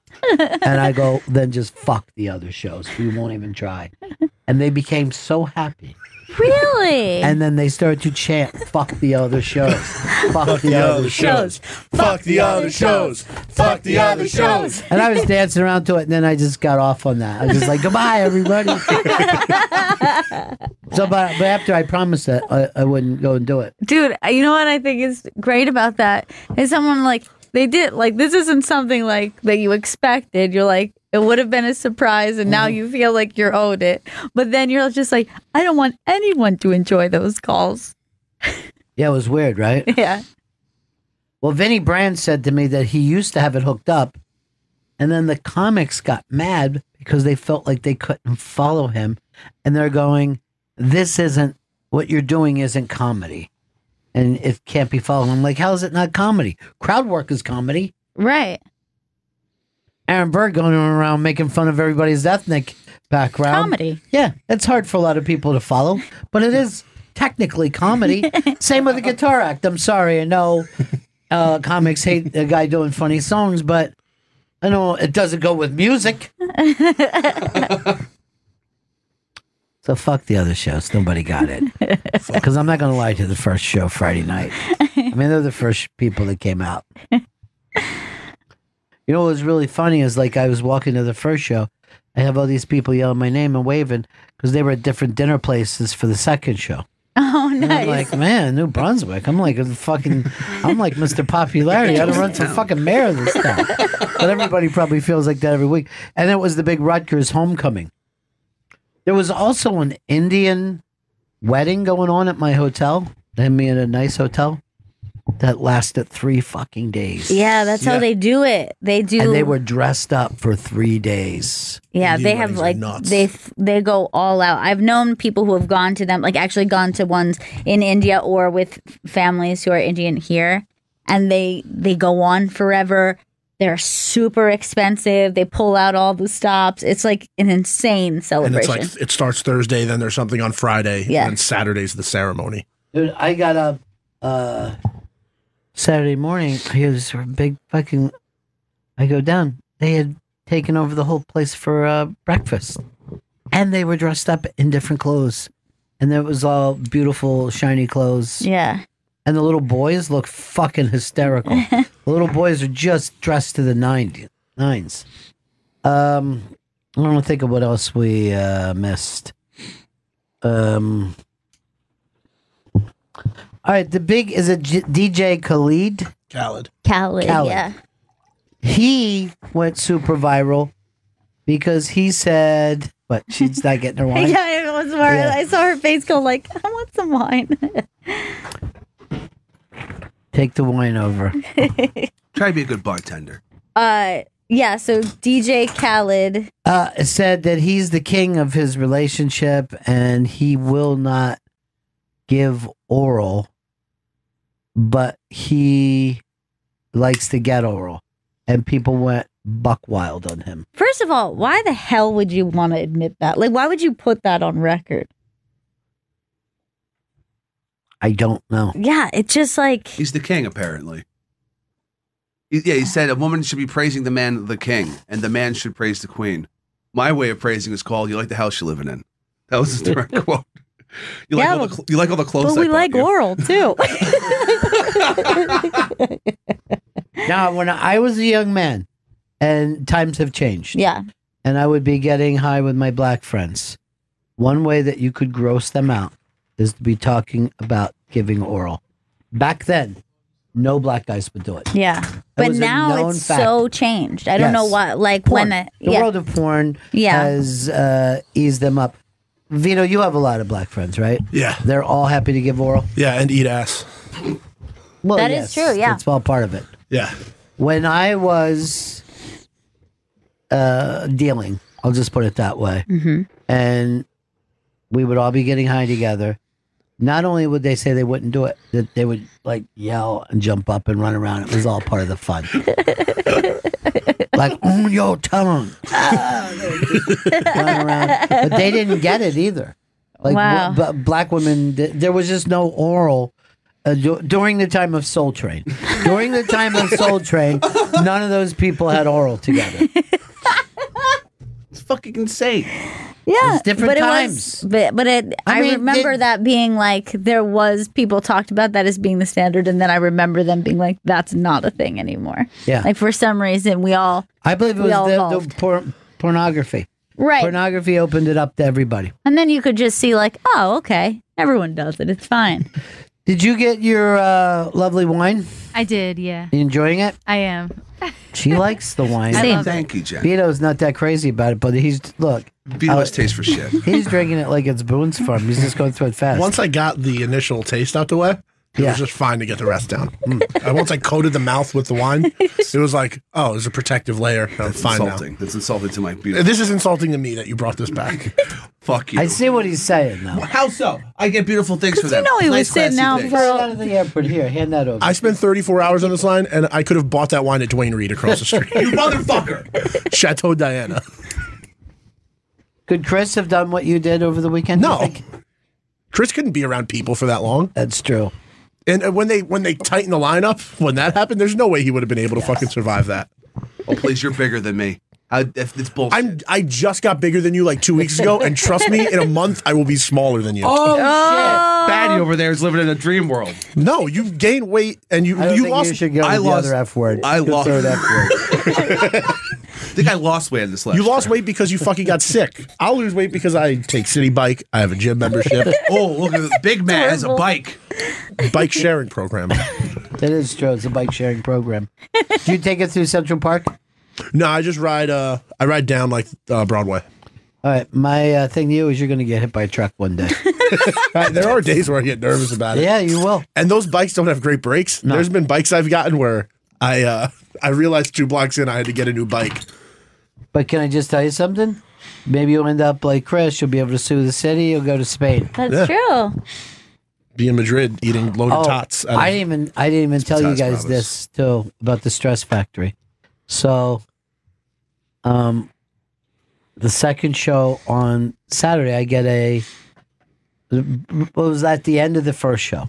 I get a text from David McDonald, and he tells me, Mr. B, it's guaranteed that the Sixers are going to the finals. Congratulations. I go, dude, I'm in Jersey, and, I'm at the Stress Factory. He goes, fucking Chris never tells me shit. I don't know what I ever did to that guy. He's a piece of garbage. I'm the one who made him, and I don't get any fucking respect. He goes, I'm coming there. Fucking 20 seconds before the second show starts, in the back walks Dave McDonald. Now, I can see him. The audience has no idea that he's there. So I figure at the end of the show, I'll announce Dave McDonald. I'll have a couple minutes with him because, you can't follow that. You know what I Right. mean? No, of course not. You can't follow that kind of craziness. So I'm doing my set. I keep hearing this loud laugh. He's like, oh my God, Jesus. His hands are in the air. Now he's shooting me the devil horns. He's fucking having, and then if I'm talking to anyone else and they give an answer, I hear, he's at a table by himself. shit. I just see him slamming Guinness. You know what I mean? It just looks like he's drinking a black hole the entire time. So finally, I'm like, all right, I'm ready to wrap this show up, ladies and gentlemen. He stands up, starts to yell back and forth to me at the highest level that you possibly could. No mic needed. No mic needed. Bragging about his morning show, his thing, problems with Chris. Weird. Why is it weird, Chris? You ignore him. I don't And ignore he's him. the guy I thought who you guys were like really taught close. you everything you were. When you had nothing, he took you on the sports program. I'm supposed to fucking keep him abreast of all things New Jersey. He lives in New Jersey. He should know You're what's supposed to going be on. keep being his friend. That's am what his he friend. said. I am his friend. When's the last time you contacted him? Maybe a few months ago. I spoke to Dave. That's a friend? Maybe. That's not a friend. That's an acquaintance at best. Makes me feel And- better. He treats everybody like shit. That was if you remember, Chris, that was an apology you had to give because he brought that up. That's when you contacted him a few months before because Oh, of something else that what did you had forgotten? I forget what I had forgotten, but something happened. I think he just took something the wrong way. He took it the right way. It's the way it was intended. You treat people terribly. You treat people terribly. People? That's first of all. How about when someone gives you a gift, you say thank you? I'm the one drinking and you're the one slurring your words. That's pretty interesting. You motherfucker. Chris, Yes, Ron? I think all the people can see you're over your head today. Bennington Show back live with you today. So much happened when we had our spring break, including Bill Cosby being found guilty and doing, I think, they say 10 years, 20 years? Yeah, I think up to 40, because it was like indicted on 4 counts. Each one could be up to 10 years. This will go back into appeal and all that kind of shit. Yeah. I mean, if you're not rich, you get grabbed and you're taken in, and that's the end of you. If you have money, you can put up the fight for decades. But his hope is he'll die of natural cause before they take him. Right. Because he can't do no 40 years. He said mentally he's getting his head together. Really? And he actually brought up some of the great political prisoners of all time, comparing himself with them. So, as you can see, he's woke. I don't know if that's what I'd use to describe Cosby. I don't know if women can ever understand. Men will never. If men of a certain age will never get woke. You can raise boys in a new thing, but you know, it's like those old cowboys that they saw a train and just started shooting at it. Like, you're taking up all of our thing, or somebody made a fence, so they went there and killed them. You just can't change if you're a guy after a certain age. So either accept them as being a crazy old kook, or just shoot them in the street. It's up to you. Either way. Look who it is, John Goodman just walking by. Really? Yeah. Oh, there he goes. I saw him. Bigger than life. Bigger than fucking life. The babe. Yeah, so the Cosby thing went down. I'm trying to think of everything else that we missed. We should have probably had a list of this stuff, but there was so much of it. The Michelle Wolf correspondence thing. Oh, of course. I can't believe we missed that. Absolutely. Yeah, that was massive and had everyone talking for days. What I thought was interesting is that all the comedians came out on her side except for 2, Roseanne and Dennis Miller. They both wanted her stoned and put to death. Now, I don't know how far they took it, but it seemed odd for sometimes I guess you pick your occupation over your politicalness, and sometimes you don't. And in this case, they just wanted her to shut her outrageous pie hole. Now, Dennis Miller, I feel, created days of fun with his tweet because everyone just kept on being like, 24 more hours until Dennis Miller joke day. Well, say what he said originally. So his original tweet was, what a horrid human being Michelle Wolf is. I'm going to read up on her over the next couple days, and I will have a few brutally mean jokes about her by Wednesday. Now, did he by Wednesday? No, he never tweeted, I don't believe, by Wednesday, but everyone kept saying, like, where's the jokes? And then Billy Eichner, I remember on Thursday, was tweeting, like, come on, guys, I think we can give Dennis Miller one more day. Let's give him one more day. Yeah, they were, he took the main heat. A lot more than Roseanne took, but he did have nothing to say, huh? No, I don't think he ever came back with any jokes about it. I think he just avoided it. I could be wrong, but I know at least the day of and the day after, still no jokes came through. No, there are no jokes.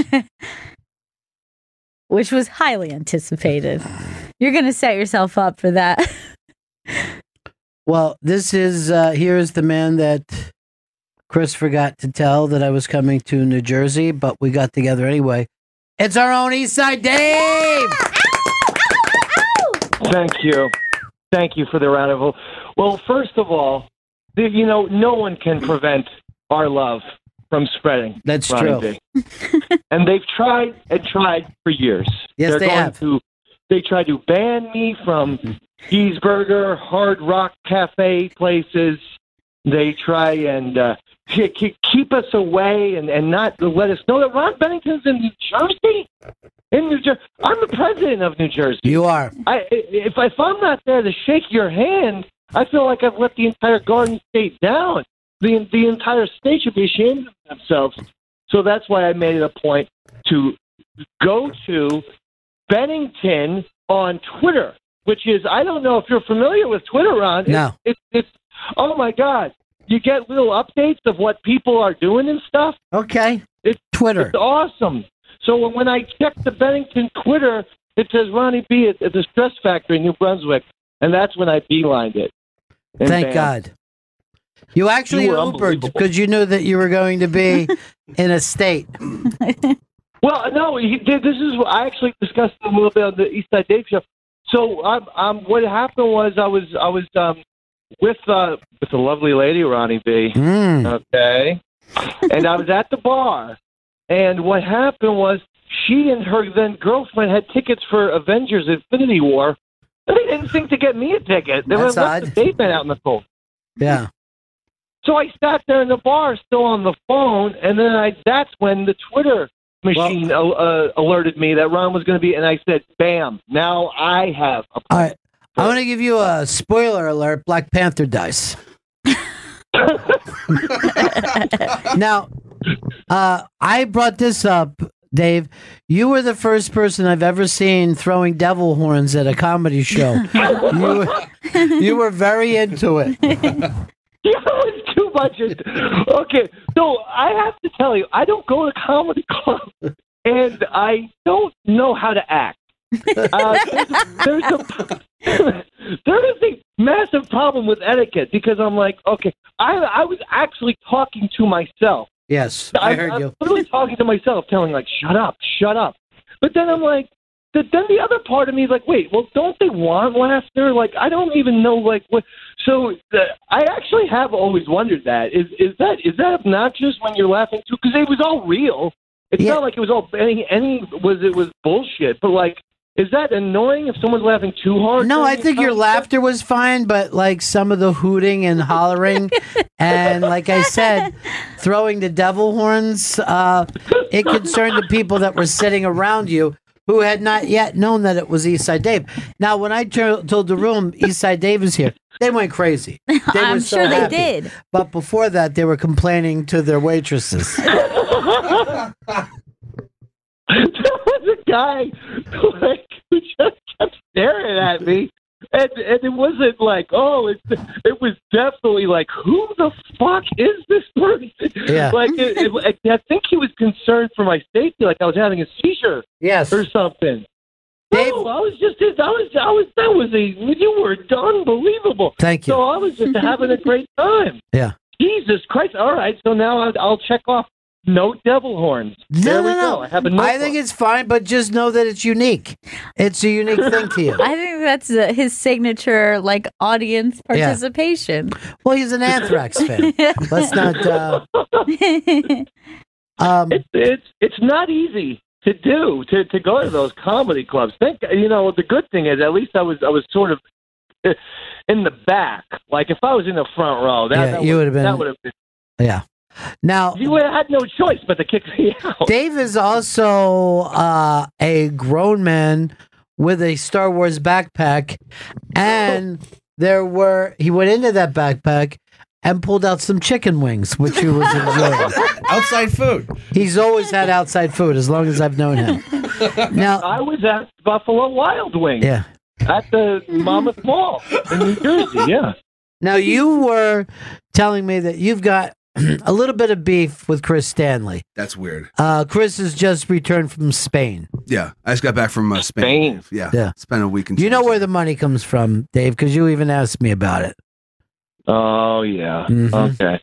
So he's out enjoying life, like a European right now. vacation, and That's a girl, horrible.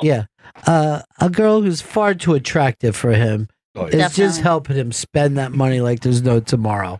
It's fun She's to gonna spend. go through. It's over. That money's gonna be disappeared by I know. next year. And if he could have got together with you, you guys could have invested it in something. Exactly. You know me. Yes. I've Tesla. I've been wanting to invest in that company forever. Tesla. I'm gonna write that one down. Tesla. They got space. Yeah, I have a beef. I don't know where it started, but But he what is your problem with him and Roy? I have no. Well, Roy is a liar. I have a problem with Roy because he's a liar and he just lies about things. What did he lie about? He lied. He loves you. He doesn't love me because he lies about me. He just makes shit up all the time. Oh my God! It's. I tell you, it's like the drugs have gone to his head, turned into mush. Roy is a Pepper fan. He's a Pepper Bennington, like 100% fan. So I don't know why you would be mad at Roy. As Sounds for like me, he likes you, Chris. He does not. He tells. I think now I remember why. So they don't let they won't let me. I wanted to go to your show on Thanksgiving. They wouldn't let me in the Hard Rock Cafe, which is just silly stupidness. But whatever.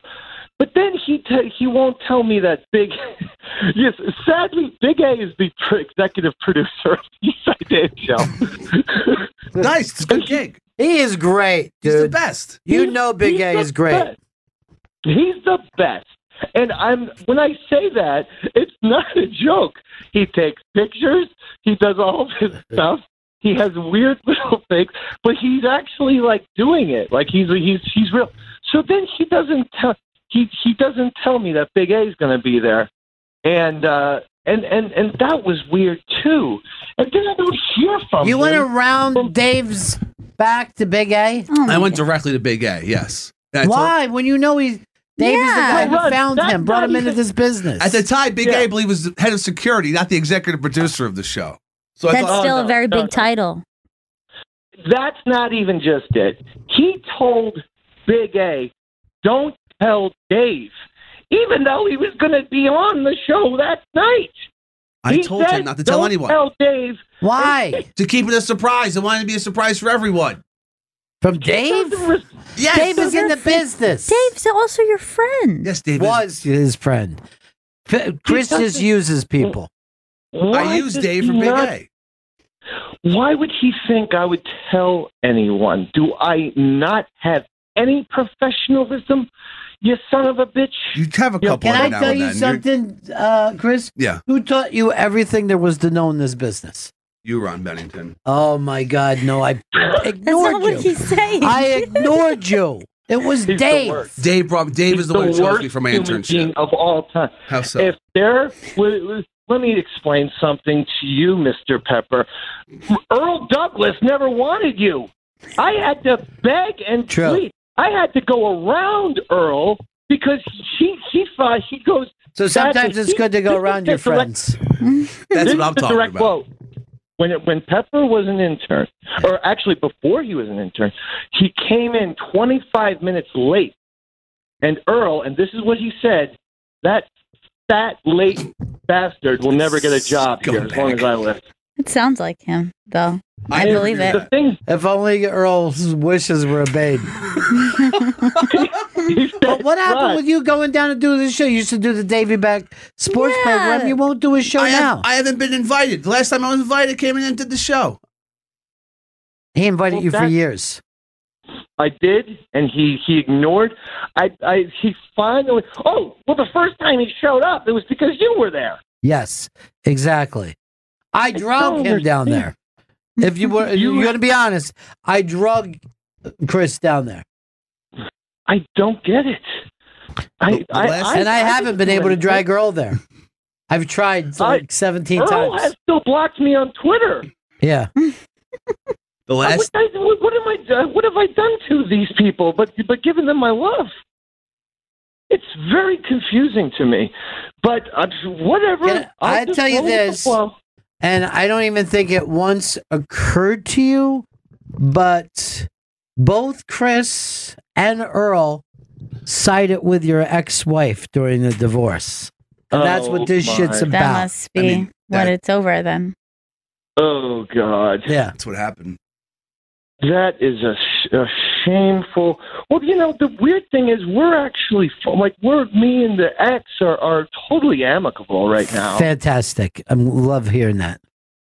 Yeah, I mean, so it doesn't even make why they would do that. But for Pepper to, and to take Earl's side when, again, here's the quote. that fat, sweaty, smelly piece of shit will never work at Sirius XM as long as I live. That's smelly too, huh? That's a brutal quote. Me and Earl were friends. Wow, that hurts. He didn't want nothing to do with you. I saw character. We all know that. I saw character. I said to myself, Ron Bennington is going to love this, to use Earl's words, odorous, stinky piece of tardy shit garbage from Queens. This quote keeps getting longer. I said, Ron's going to love this person, and that's why he will be an intern. These are undisputable facts. Yes, they are. And all these years later, backstab. I'm Marty Jannetty. He's Shawn Michaels, and he just put me through a fucking window at Brutus Beefcake's barbershop. Yep. Yeah, the barbershop window. That's what's happened here. I'm a sexy boy. That's what's happened here. I've been Jannetty. And I'll tell you, at the time, I thought Marty Jannetty was the guy with the future. Yeah, I know. He really did seem like that. Because that fucking other guy didn't say a word. They never talked. I know. Never talked. And was skinny. And he was the pretty boy, sure. Yeah. Ron, hearing all of this just from my perspective, it's pretty fucked up because, like, seems like Dave was so nice to Chris, gave him a spot on, like, Dave Next Sports Program, did all this nice stuff for Chris, and Chris has never done any of this for me. So just hearing this from my perspective, I think Chris is being super selfish. I've never been invited to High Society Radio. I would love to have you as a guest on the Eastside Dave show at some point. That would be great. I would love to. I'll tell you what. You can do this. And by the way, Vito, you bring up a superb point. I don't know nothing about you, but I guarantee you're punctual. 2 years. You smell he great. is. Here's my point. Great, Dave. It's not just that I took out the time to show Mr. Stanley the ins and outs of the biz. Ask him if he got free Yankee tickets all the time. Did you? Did you get free Yankee tickets? Dave, you scumbag. You gave me tickets once, and you had me go out to the ass end of Astoria to pick them up from underneath a fucking mailbox. Chris went to the World Series, got free tickets for the fucking Mets, and didn't even invite me. Of course not. Also, you just said the ass end of the neighborhood you live in. It's a big neighborhood. No, it's not. You live next in a basement next to a fucking highway. It was a 20-minute walk from the train. He lives in Queens. I was living in Queens at that time, and he got. And by the way, it was at least thrice, not once. Bullshit. And you got once. How many times did we go out to the bar and you never paid? You never paid for one single drink. PJ How many Carnes. times did that happen? Once, maybe twice. Oh my god! I've never seen. Come on. If someone said to me, "Does Chris Stanley have a wallet?" I'd say, "I can't answer that question." Yeah, I have no idea what it looks like. And yet he doesn't take care of fucking Dave, but he's running around fucking Spain. Yeah. Right? Seville. Throwing fucking cash at everybody he sees. Euros. Like he's hanging out with matadors. All he does is ask for use of my credit card, Ron. That's true. Yeah, that is true. Anytime something has to be paid for, Vito's got the Why card are you out. invited Vito on High Society? Ask Pepper if he ever attended the most exclusive New York City Christmas parties, the Writers Guild Christmas party. Wait, I've never even known that. Is that true? You went to the Writers Guild parties? I went to 2 Writers Guild parties, yeah. They were good times. What did it cost you to eat and drink there? Oh, it was $0. And yet, you don't have time for Dave. I have... The tickets ask him to if the he got Yankees game. backstage to the Dropkick Murphys. Oh, yeah. I got you into that. You fucking lying scumbag. And if you bring up the Yankee tickets one more time from a fucking decade ago, I'm going to flooze my shit. Flooze it? Flooze it. Oh, because you said flooze. You're going to flooze his shit, I guess. He's going to flooze what? His shit. All right, That's not a word. Would you invite Vito on High Society right now? No, I'm not going to invite Vito. Why? Why? Because I give him a gift and he just shits all over it. He doesn't. No. He's drinking it. I'm drinking it. He's I'm highly drinking it up entertaining, right now. Chris. I'm on bottle number 2. Are you getting a little buzz? I'm getting a little buzz. I didn't eat today. How about Jen? She getting a little buzz? Jen's buzzed. Hey, if you guys want some uncooked bacon, I got a whole fucking vacuum. That's Barico ham, Ron. That's the good shit. I don't know. Once you eat it, you'll realize. You can have all the Fireball you want to drink. I mean, Fireball? Fireball, nice. It's like the 90s. Vito, I'm going to put you in touch with Big A, and he's going to book you on the show. You have an hour tonight to talk to Big A? Yeah. About the date? And by the way, Dave, Big A, the insult comic, best thing that's ever happened. Oh yeah, he's a talent. Yeah, Oh, yeah. He does. He has some speeches that he prepares every once in a while. He's yeah, good. He's good. And yes, apparently he was going to do a set at the White House Correspondents' Dinner. I'm glad he was canceled. Michelle Wolf was way better than he was. Well, I'm always open to repairing all relationships. Yeah, but let's work I don't on know that. What all it right. is. I wish people would just see me as a beacon of love, someone who's really never said a unkind word. Unlike, I would never call Pepper a fat, sweaty, late, and lazy person the way Earl did. So I would just hope that people would, Speaking of Beacon, I got to say this about Hard Rock Johnny. He sent over a couple of tickets, right? At the Beacon Theater. Beautiful orchestra. Tickets too. The Steve Martin Short Show. Oh, that's so awesome. 2 hours of pure fucking hilarity. So, that's awesome. Lift your dry Spanish airport wine, if you will, and towards the Hard Rock, right there in the middle of Times Square. Johnny, you're a classy man. Class act, Johnny. Class personified. That's class personified. Yeah. Right there. By the way, I'm reblocking him. Okay. On Twitter. Okay. All right. Talk to you soon, Dave. Peace, All right, Dave. guys. You're the best, Ronnie. Peace. Bye, Gail. Goodbye, Vito. Wow. New friend. That hurt. Seems like they could be close. Old friends. Old friends. But gossip. A little gossip. A little. God, that was fucking stupid. He would just talk about people who were fighting each other on fucking listener fucking internet boards. And then old friends that weren't together anymore. Old friends. I'm excited. The Artie and Anthony show is going to be at Skank Fest. Yeah, that's very cool. Skank Fest has gotten gigantic. It's huge. It's probably the third biggest comedy festival in the world right now. I'd like to have Christine on to talk to her about it too. Old friends. We might put together an unmasked for that, but we got to come up with a exciting name. Maybe Disingenuous Dave Letterman might be perfect.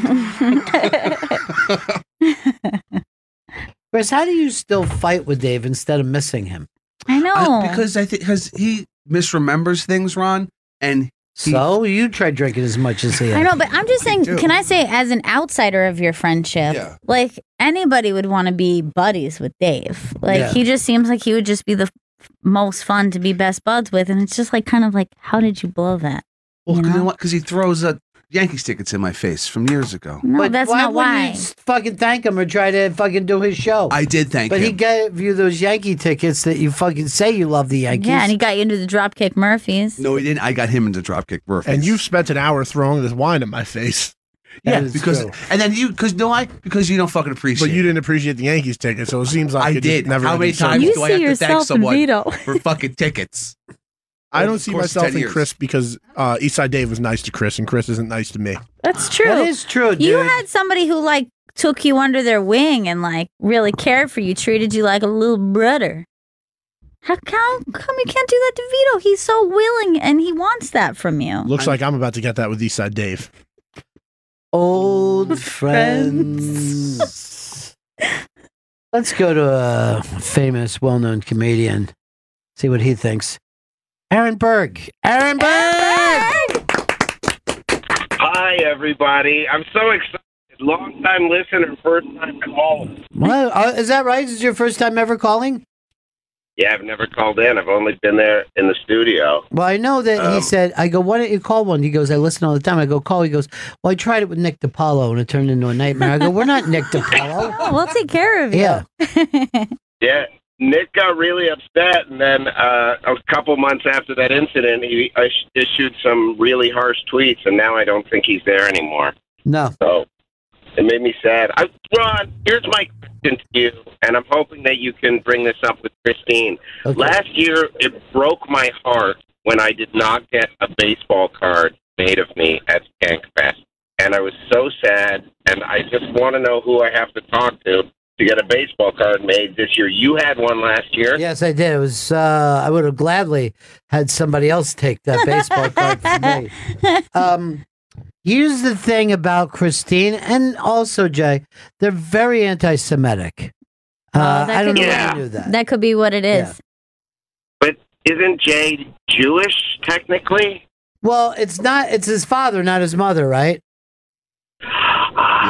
So it's got to be the mother to be a real... To be chosen. Yeah. Oh, boy. I just really want it.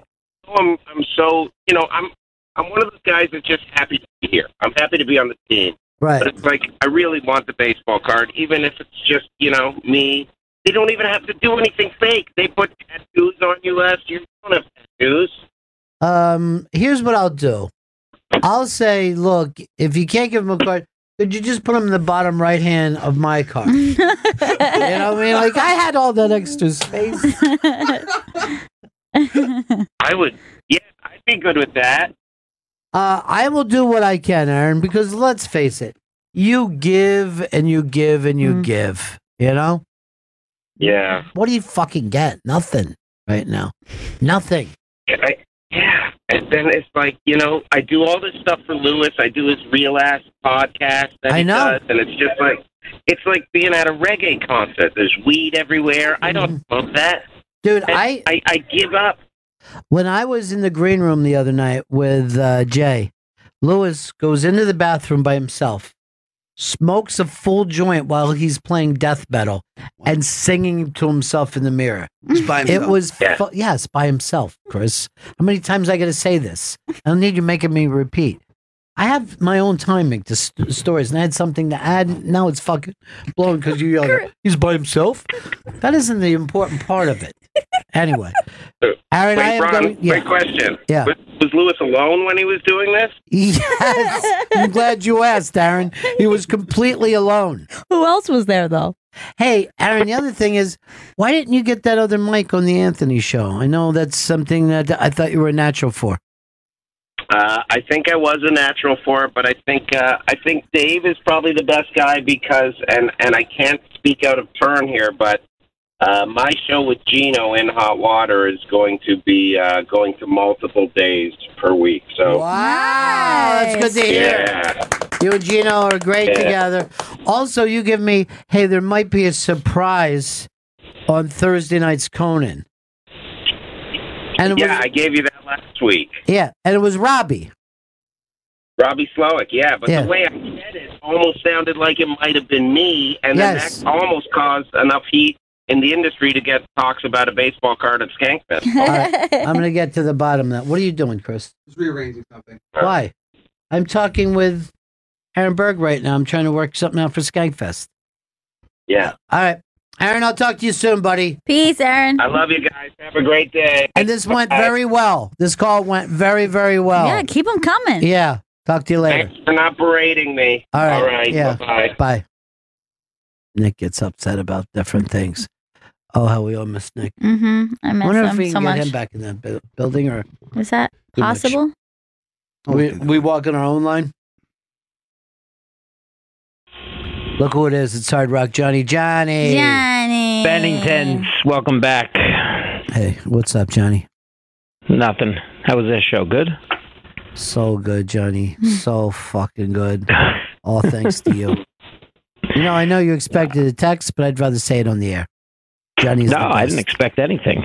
Look, that's the difference between you and Chris Stanley. You don't expect back. But I wrote a song about Johnny. Oh, okay. He's the best around. Tickets will always come around. He's the best around. Hard Rock Johnny's tickets are the best around. He don't That's a great song. Give me bacon. He gives me stuff I like. You're gonna love that. Should I just fry it up? No, just eat it. Don't fry it. Yo, son, just eat it. Yo. What is this, fucking MTV Raps all of a sudden? Johnny, you're the best around.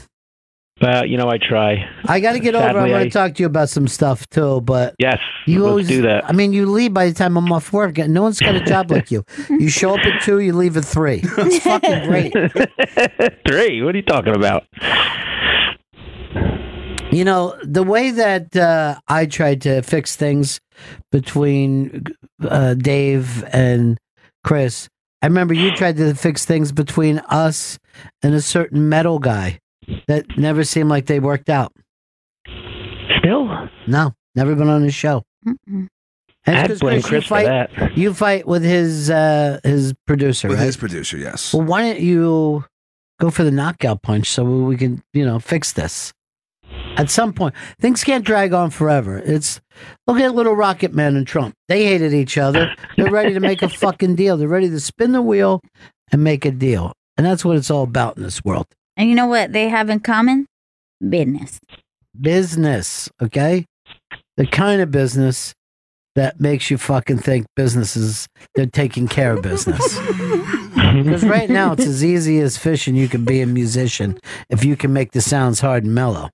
You buy a secondhand guitar, chances are you'll go far if you get in with the right bunch of fellas. I never realized how Susie that song is. Can I tell you something, Gail, though? Yeah, people see you having fun, just a lion in the sun. You tell them that you like it this way. It's the work that we avoid because we're all self-employed. We love to work at nothing all day. And we've been taking care of business. Every day? Taking care of business. In every way. Taking care of business. It's all mine. Taking care of business, and I'm working overtime. Work out. And if your dreams are on time, you can get to work by 9 and start your slaving job to get your pay. If you ever get annoyed, it can be I'm self-employed. I love to work at nothing all day. Johnny, we'll talk to you later, buddy. Later, Benningtons. Peace, Johnny. See if you can get a hold of Christine for me as we read this. And then we don't need to break to read this, do we, Chris? We do not, no. This one starts it, or does it matter who starts it? It doesn't matter who starts it. All right, well, let me just say this then. Ring's mission is to make neighborhoods safer. Today, over 1 million people use the amazing Ring video doorbell to help protect their homes. Ring knows home security begins at the front door, but it doesn't end there. So now they're extending that same level of security to the rest of your home with the Ring Floodlight Cam. Just like Ring's amazing doorbell, Floodlight Cam is a motion-activated camera and floodlight that connects right to your phone with HD video and two-way audio that lets you know the moment anyone steps on your property.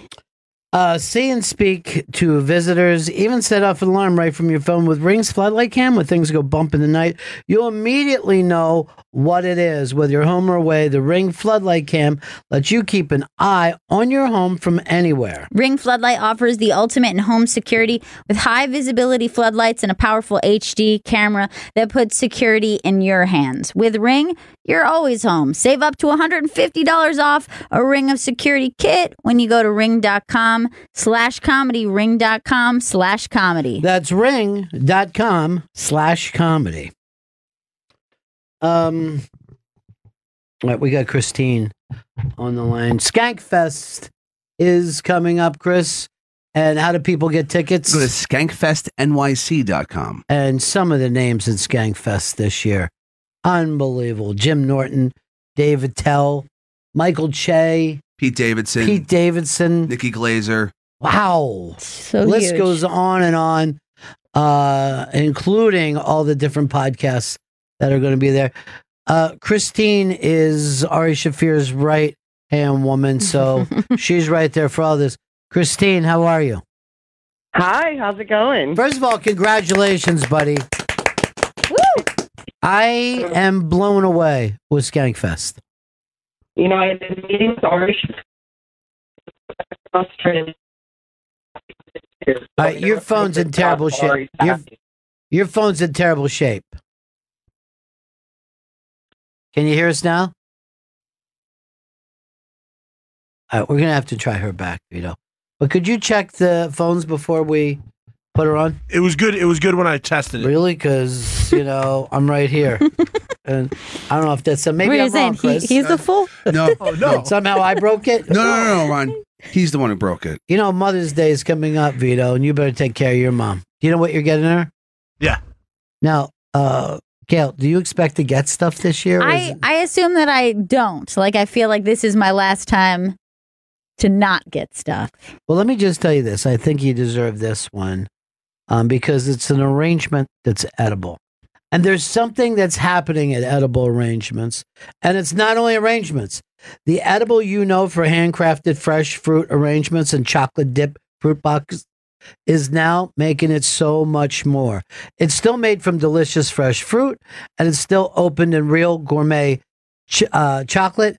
But now it's more than a gift. Edible is everydayable. See, now I'm looking at this. Now I want it. Sure. Now I think I do deserve a Mother's Day gift. They have fruit treats like edible pops, fresh pineapple on a stick, dipped in chocolate, and chocolate dipped apple bites in cones that are on the goable.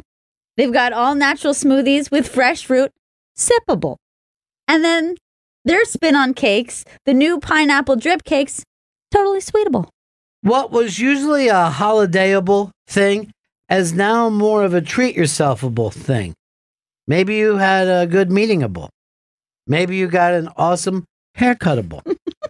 Or maybe it's about getting something special, especially mommable.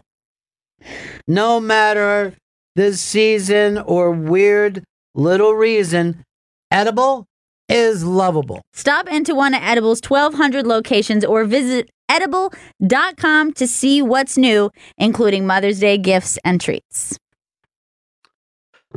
From this point on, I'm going to pre-read these things. That's going to be the new thing for me. No one else in the business pre-reads, but I'm going to pre-read so it's not a shock when I'm going through it. You know what? The level of professionalism with that is unexpected, but I think it could bring something to the table. I think it would help. I got to get these things the night before. We got Christine back. Christine. Hi. Well, first of all, congratulations for putting this thing together. It's 10 times bigger than last year. Thanks. I'm so excited about it. It's crazy once it becomes a reality when people actually start saying yes. Well, Ehrenberg called me on the show today and asked me if I could ask you that he gets a baseball card this year. If he gets a baseball card this year, I don't know if we're doing the baseball cards this year. He may have missed out on that one. Please don't. Please make that a once-in-a-lifetime thing. But did you know that his feelings were hurt last year? No. Were they? Yes. Because he didn't get a card? That's Lewis's fault. Lewis handles art. Yeah, Lewis is a bad person. He's not that sensitive to things like that. But you know who is sensitive? Every comedian. They are. Every comedian is the most sensitive thing ever. They're sensitive artists. That is true. So this thing should sell out fast this year because the list is amazing. But explain to people, you buy one ticket and you can go to all the shows, or how's that work? Yes, so we have right now on sale, we have our all access badge, which gets you in for Saturday and Sunday. And then we also have single day passes, and that gets you for Saturday or Sunday. But it's not individual show tickets. So once you're in, you're welcome to go to any show that we have going on. And I think we're going to have 3 to 4 stages going on simultaneously throughout the entire weekend. Wow. Nice. Yeah. That's so huge. it's a little crazy. You know, we doubled the first year and then we doubled again. So, you know, it's definitely a little bit more programming to put together, but we're really excited about it. Now, Lewis said that you guys could probably do this every week. If you would according to Lewis, we could. But, I mean, the list of these names, you know, Attell is going to be there. Norton is going to be there. Yeah, and those are huge for us. This is our 3rd year, and to get Attell to come down and do it for us, we're just so thankful and excited that he's going to be a part of it. Well, it's very, very exciting. Very, very exciting. Yeah. All right, buddy. Well, we'll check back in with you, but I'll tell Berg nothing he can do to get himself a baseball. Tell him we're working on it. Oh yeah, that's always the best thing to tell a comic. That's the best thing. We're working on it. All right, I love it. Talk to you soon, buddy. Thanks, guys. Bye. All right, Chris. Why don't we break here, or should we go a little longer? You tell me. Let's break. You're the king of swing, as you put it. You're the boss of your sauce, you know what I mean? Vito, how are you doing on the wine right now? I'm getting pretty tipsy, Ron. And what about Jen? Jen is also pretty tipsy. Is she? Yeah. Bring her over to the mic. She missed something before, and that was blamed on the wine. What was that? When we came back from break. She just tripped. She literally just tripped on her way. Are you to a the little mic. buzzed? I am, yeah, a little bit. I've never seen you buzz before. I'm a lightweight, so. All right, we'll break and we'll come back and give you guys a quick. It's the Bennington Show. Back on a Monday. I'm Ron Bennington. I'm trying to get this cramp out of Gail's lower back. It hurts so bad. Pregnancy cramp. We asked Jen to come in here because you have a little bit of buzz, huh? I do. Yeah. Yeah, I do. I've tried to keep it together. Yeah. I'm trying, but it's really hard. I walked into the booth during the break. She's running board in the booth. I'm like, "Are you okay?" She's like, "It's really hard to focus right now." I'm not keeping anything together. Now you guys have done both bottles? No, we're still. Well, I don't know how Jen is tipsy. She must be a lightweight. But I didn't eat this morning. When you don't eat, it's kind of it just hits you fast. That's what's happening. I wouldn't know what that. I got to be totally honest. I wouldn't know what that's like. I don't like to miss breakfast the way I see people do. Oh yeah, I always have a good base when I'm drinking. Yeah, there's always a nice solid base. So, Vito, you felt like you drank more airport wine than she did? Yeah, I drank a bottle of airport wine, and I didn't eat this morning either because I'm not used to the real world yet. Now, oh God, he's still. Oh, Captain D wrote, "Who knew that waiting in line would be the millennials' version of Vietnam?" But it really did have a Vietnam type thing to it. Yeah, you gonna be okay, buddy? Hurts. Yeah. And it's not working, huh? Yeah, I don't know why. I think she's laying on my spinal cord. Here, try to stretch up before you go back down. Maybe that's a good idea. Oh God, look at that belly. It's just full baby. I'm going to take a picture of that. That's funny. I'm only going to leave it for family because I'm too embarrassed to put that out. But turn around. It is baby. I know, but I'm still embarrassed. Turn around sideways.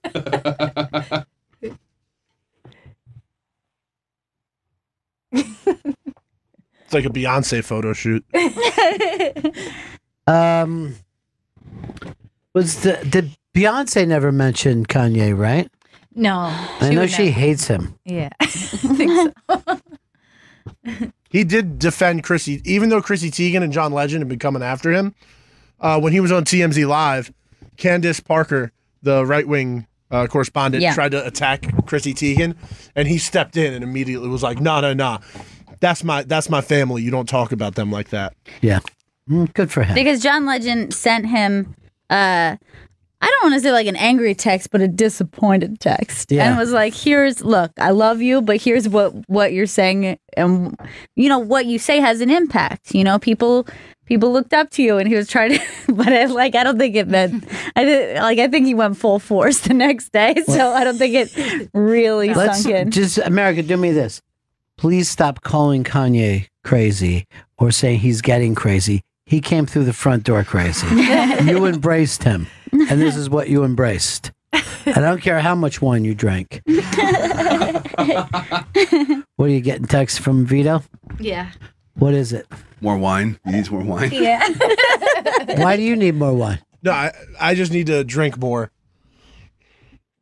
Now, Vito, when Gail and I were going down the hall, we saw people either watching Childish Gambino or watching the SNL all Yes. down our hall here. I walked down and it was like a crowd of 4 people watching the new This Is America video. And then like a couple stations down, people are like watching clips from SNL. This shit is so insane.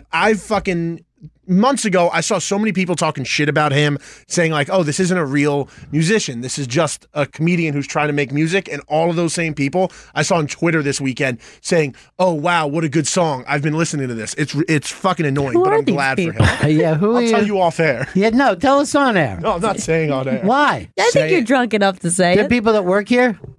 There's a few people that work here. You don't know who any of them are.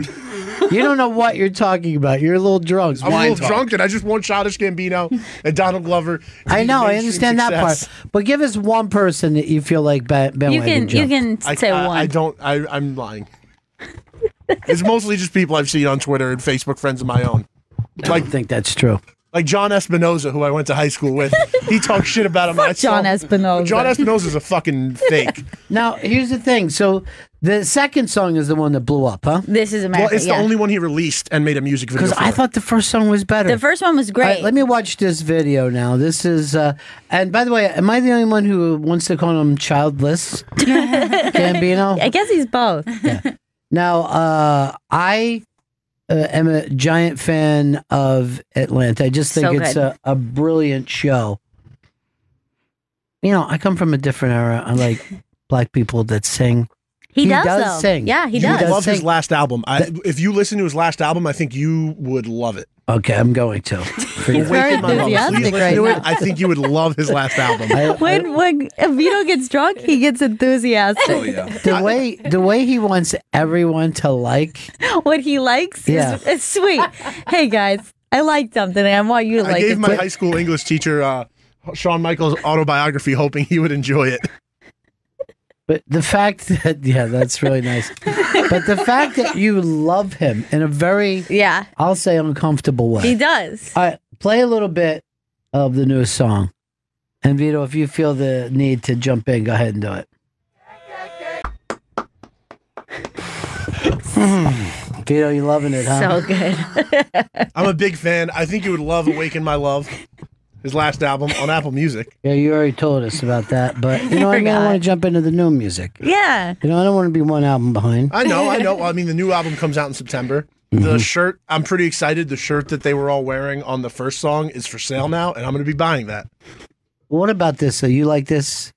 I do. Now, I was like super like focused in on the music video or because like every time you see it, it's like you notice something else different about it's like, oh my God, the horse. I never saw that before. Is he joking about having his shirt off? Is that a... that part I'm still trying to I understand. mean, he doesn't have the kind of body that you would have your shirt off. I think it's just like Bert Kreischer. I think that Bert Kreischer was the call. I think he thinks it's like an interesting choice. He used to be in pretty good shape back on Community, And that's, I think that's why you would be less likely to take your shirt off now. Well, the whole SNL shirt was off. Yes. Yeah. But his shirts, I mean, even on when he premiered Redbone on Jimmy Fallon, same thing, like shirt open. Redbone is the last album? Redbone's last album, the big hit. That's the song? That's the one that he like referenced on SNL, and that it became like the biggest hit. It was nominated for Grammys. Jeremy in Ohio, what's up? Yeah, I was just calling to call out Vito. Whenever he loses his temper on the air, it's because somebody calls him a liar. And he just admitted to lying, making up the thing about the Childish Gambino people, not backing him and then backing him. So No, John I just don't Espinoza. believe anymore. Are you lying again, or what's that? John Espinoza. And he did mention John Espinoza. Yeah, but before that, he admitted to lying. Well, he didn't admit to lying. What he said he wasn't going to give out the names. He didn't want to out people I'm not a for rat. being last minute. So you're not a rat, but you are a liar. Got it. Actually, we just proved I wasn't a liar. Hold on, let me If see you if go that's back, Chris I'm calling from another phone. Chris, why are you in the corner cupping your mouth over a cell phone? He's both a liar and a rat. Does it make you feel nice that the kids got a little buzz off your airport wine? No, now I'm just jealous that I wish I would have got myself another bottle of wine. Did you buy it in Spain in the airport or here in the airport? Ron, I bought it in Spain in the airport. Come on. Come on, look, I would know. I'm not I a don't know. scumbag. Tastes like Kennedy. Tastes like Kennedy. It's goddamn Madrid airport. Vito's getting so fucking funny. I know. It's I guess because he's drunk. Yeah. It's No, I drunk. evolved. That line was an And he's a evolution. winner now. You know what I mean? He got those Yeah. Donald Glover tickets. Yeah, and Donald Glover's having a big week. He's gonna have a big week. Yeah. He's like your Tyler Durden. He really is. That is true. You're going to find out that you've been here the whole time. Hey, Meat, what's up, buddy? Hey, I'd like to say congratulations, Jen. Yeah, nice. Jen. Poo, poo, poo. Congratulations to you, Jen, I guess, for being drunk today. I was like, I'm not pregnant. You're not?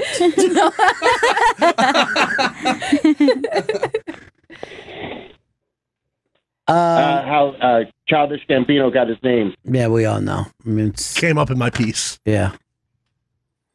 We all know about that thing. He jumped out fast. If you want to see how Childish Gambino got his name, go to my piece on the iBang, SNL The Line, with tons of other updates. There aren't any more updates. There's so many updates, it's unbelievable. Yeah. Like, you don't believe what a long... I did it one page at a time, but it's a long read now. It really is. And it's also like, it was so fun to, like, it's like, just made my weekend every time I was talking to checking some up. coworkers from here who told me they were refreshing the iBang, excited to see the next update. Who were the coworkers? You don't want to say? Travis Teft and Sam Roberts were telling me they were along for the journey. It was really funny. A lot of people were. It felt really good, like, to see that people were enjoying it, because I was having a good time, and those updates actually made time go quicker, and it was something fun to look forward to. The other people on the line, like the Couch Crew and Thomas, they all started reading along as well. Yeah. You really got close with Thomas. I know that I just kept hearing. Well, Thomas almost didn't make it in, and that was a crisis. And we actually ended up getting better seats than Thomas, because these three girls who had been on the line multiple times know that the trick to getting good seats is you got to be the first person off the elevator when you get upstairs. Okay. So they ran off. One of them whispered to the other one, make sure you run off the elevator. And then Thomas ended up getting seats on the very end of the stage, and I felt bad for him. I wouldn't feel bad for anybody. You're in that fucking house. Yeah, I mean, look, I was fucking living my life. I was living my best self. I was up in the front row. You hadn't taken a shower. The clout was on level of... Oh, yeah, I did take a shower, dude. Took a shower before I went to the show. You're not really reading Oh, I didn't read it, and I didn't watch the episode either. Did you see these clout goggles? You didn't even watch the episode. Fuck that. That's your fucking guy at work. Why wouldn't you be Oh, supportive? me and Eastside Dave are going to fucking just trash you. Every secret I know about you is coming up on the Eastside Dave show. You can do it here. Yeah, why can't we get the exclusive? Why is Dave getting all the fucking beautiful things? The beautiful things. I'm going on a Chris Stanley exposition tour. Exposition? Because I hate you. But exposition wouldn't be the word. Yes, it would. I'm exposing you. Easy. Chris, you're not drunk. I know. There's no That's reason. what's making me angry. I know, but there's no reason for you to derail the show. That should be this fucking happy All Chris airport did bastard. was post pictures on Instagram. Yeah, like and a they were child. great. Yeah. Great. They You're were right. beautiful. But you did. You realized that you got overshadowed, right? You went how many miles away? I went 300 feet away. You lived in the fucking street. Good. Yes. Congratulations. And everybody loved it.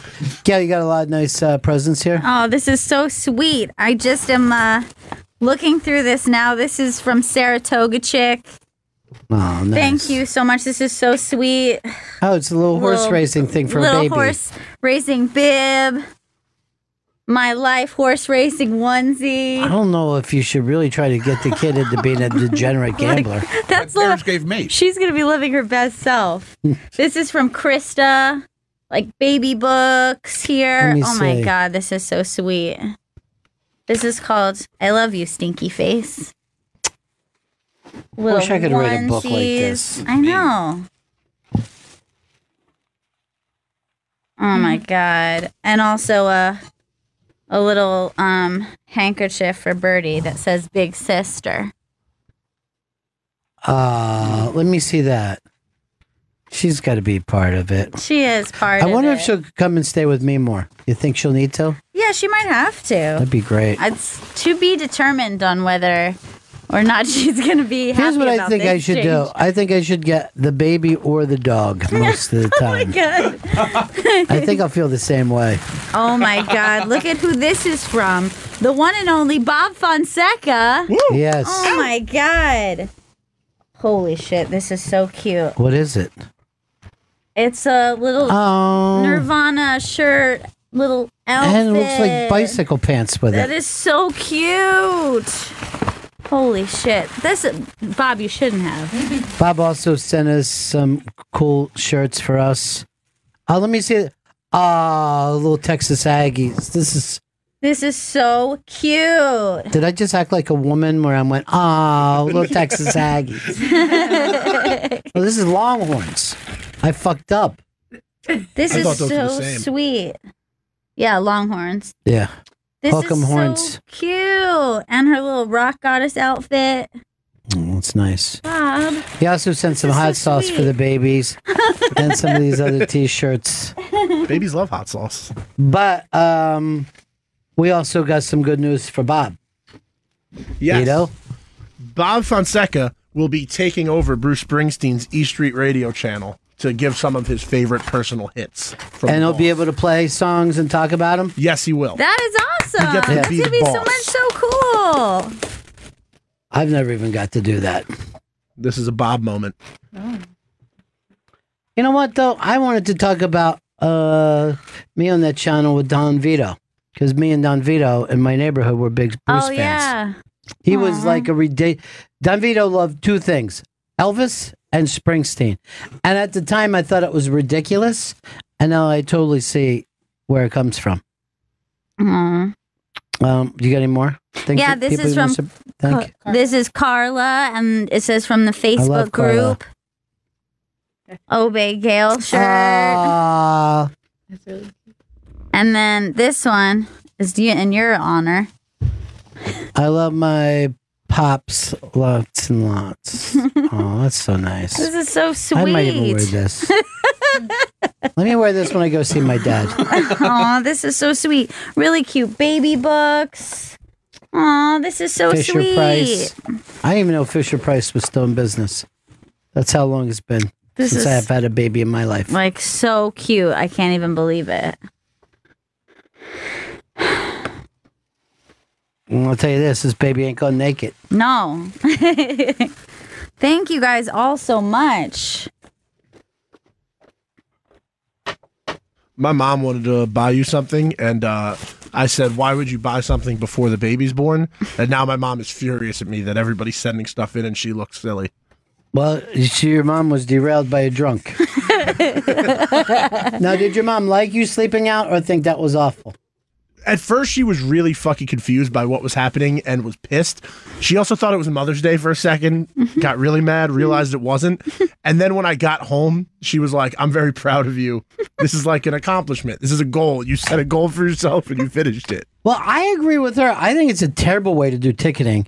And I think when I saw the shape you were in, and then you're just supposed to go to the show and enjoy it, I'm like, no. And then I think to yourself, okay, so normal people never get to go to that show. You're never going to have anyone over the age of 30 at your show. No. I will say this, though. Like, when I got to the show, and I put this in the write-up on the iBang, when I was looking at the people who were just given tickets, they weren't as excited. Like, all of the people I recognized from Standby in that big area, we were all, like, waving at each other, and we were all really fucking excited. Oh, that's really sweet. It really turned into a weird community. It was really fucking cool. I mean... Dude, you turned that into community in like 8 minutes. Yeah. Like in no time at all, you were like, these are our people. Just because they were you guys close made a by. tribe. Well, we turned, like, once we turned all of our chairs to each other, and, like, I forget, I'm 25, I'm not 21 anymore, but when these college kids showed up, I forgot I wasn't in college, so I was, like, drinking the Hawaiian Punch vodka mix with them, and, like, having a good time, and then I was like, oh, yeah, they're children. Here's the other thing, too. I was coming home the other night. So I go to the McDonald's first around here to get a fucking bag of things. A bag of Egg McMuffins. They were blown away that someone ordered more than 2. And the lady goes like this, all hands on deck. So I had to say to her, I go, is this considered a lot? Because you're in the middle of all these businesses. I would imagine a lot of people go get 50 McMuffins. We're going to have a meeting. Yeah, of course. They have no idea how to handle. And there was no one else in that place. It was like about 5:45 in the morning. Holy shit. Also, that second day when you came up and I looked really, really confused and I was in the chair, I had just put on my pants my sweatpants, and I was trying to figure out how to take a picture of myself putting my pants on, and then you rolled up, and I threw my phone down in embarrassment.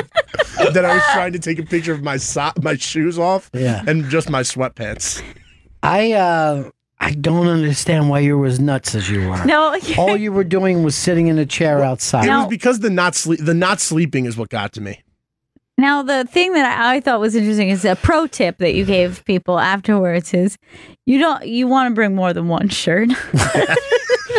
You don't feel like you'd have to be told that for a weekend trip?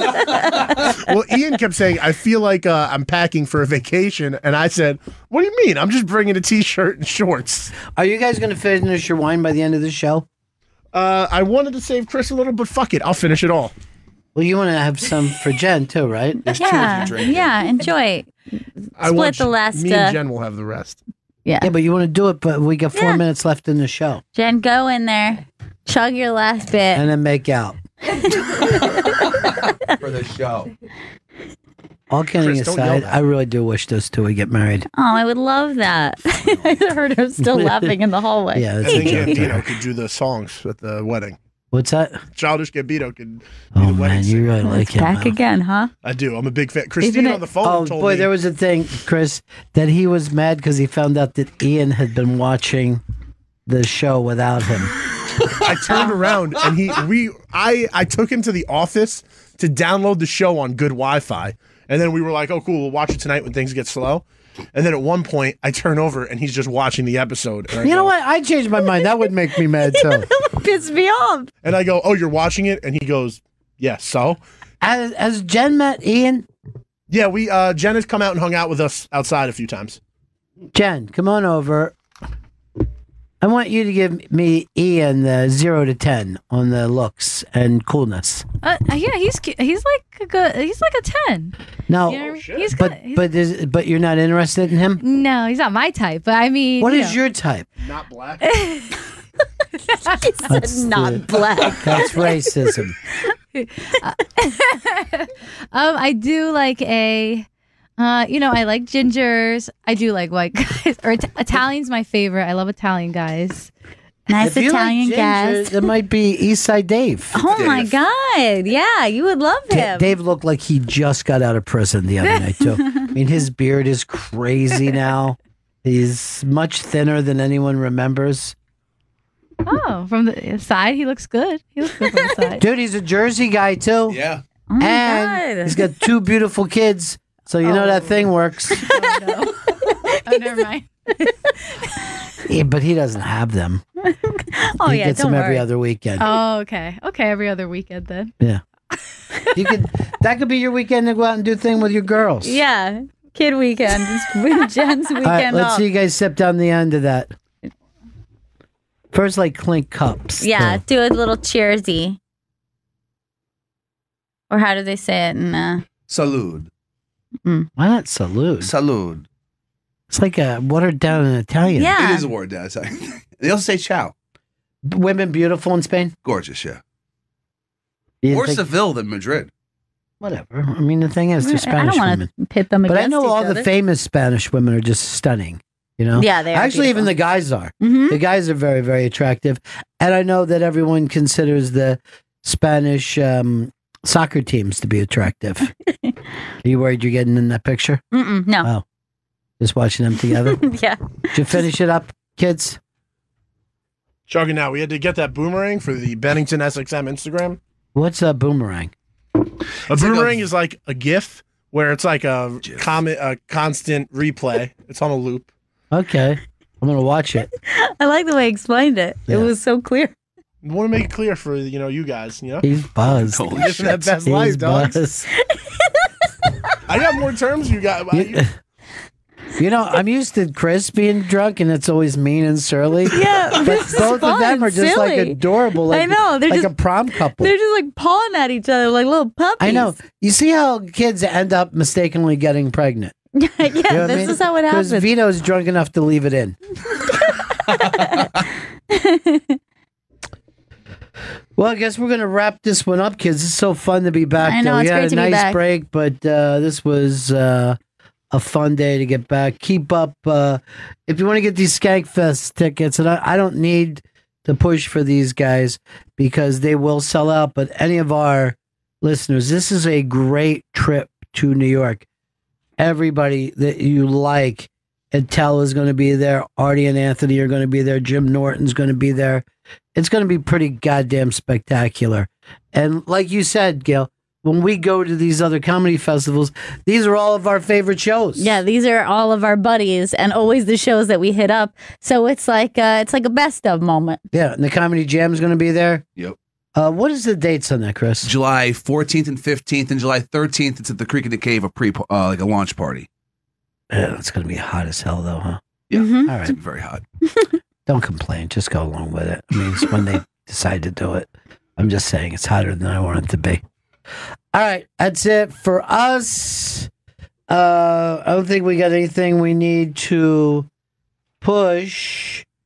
So we will just say it's so great to be back and see you all again in 1974. Ladies and gentlemen, the evening is over. We hope you all enjoyed yourselves, and we'll see you all again in 1974. Good evening!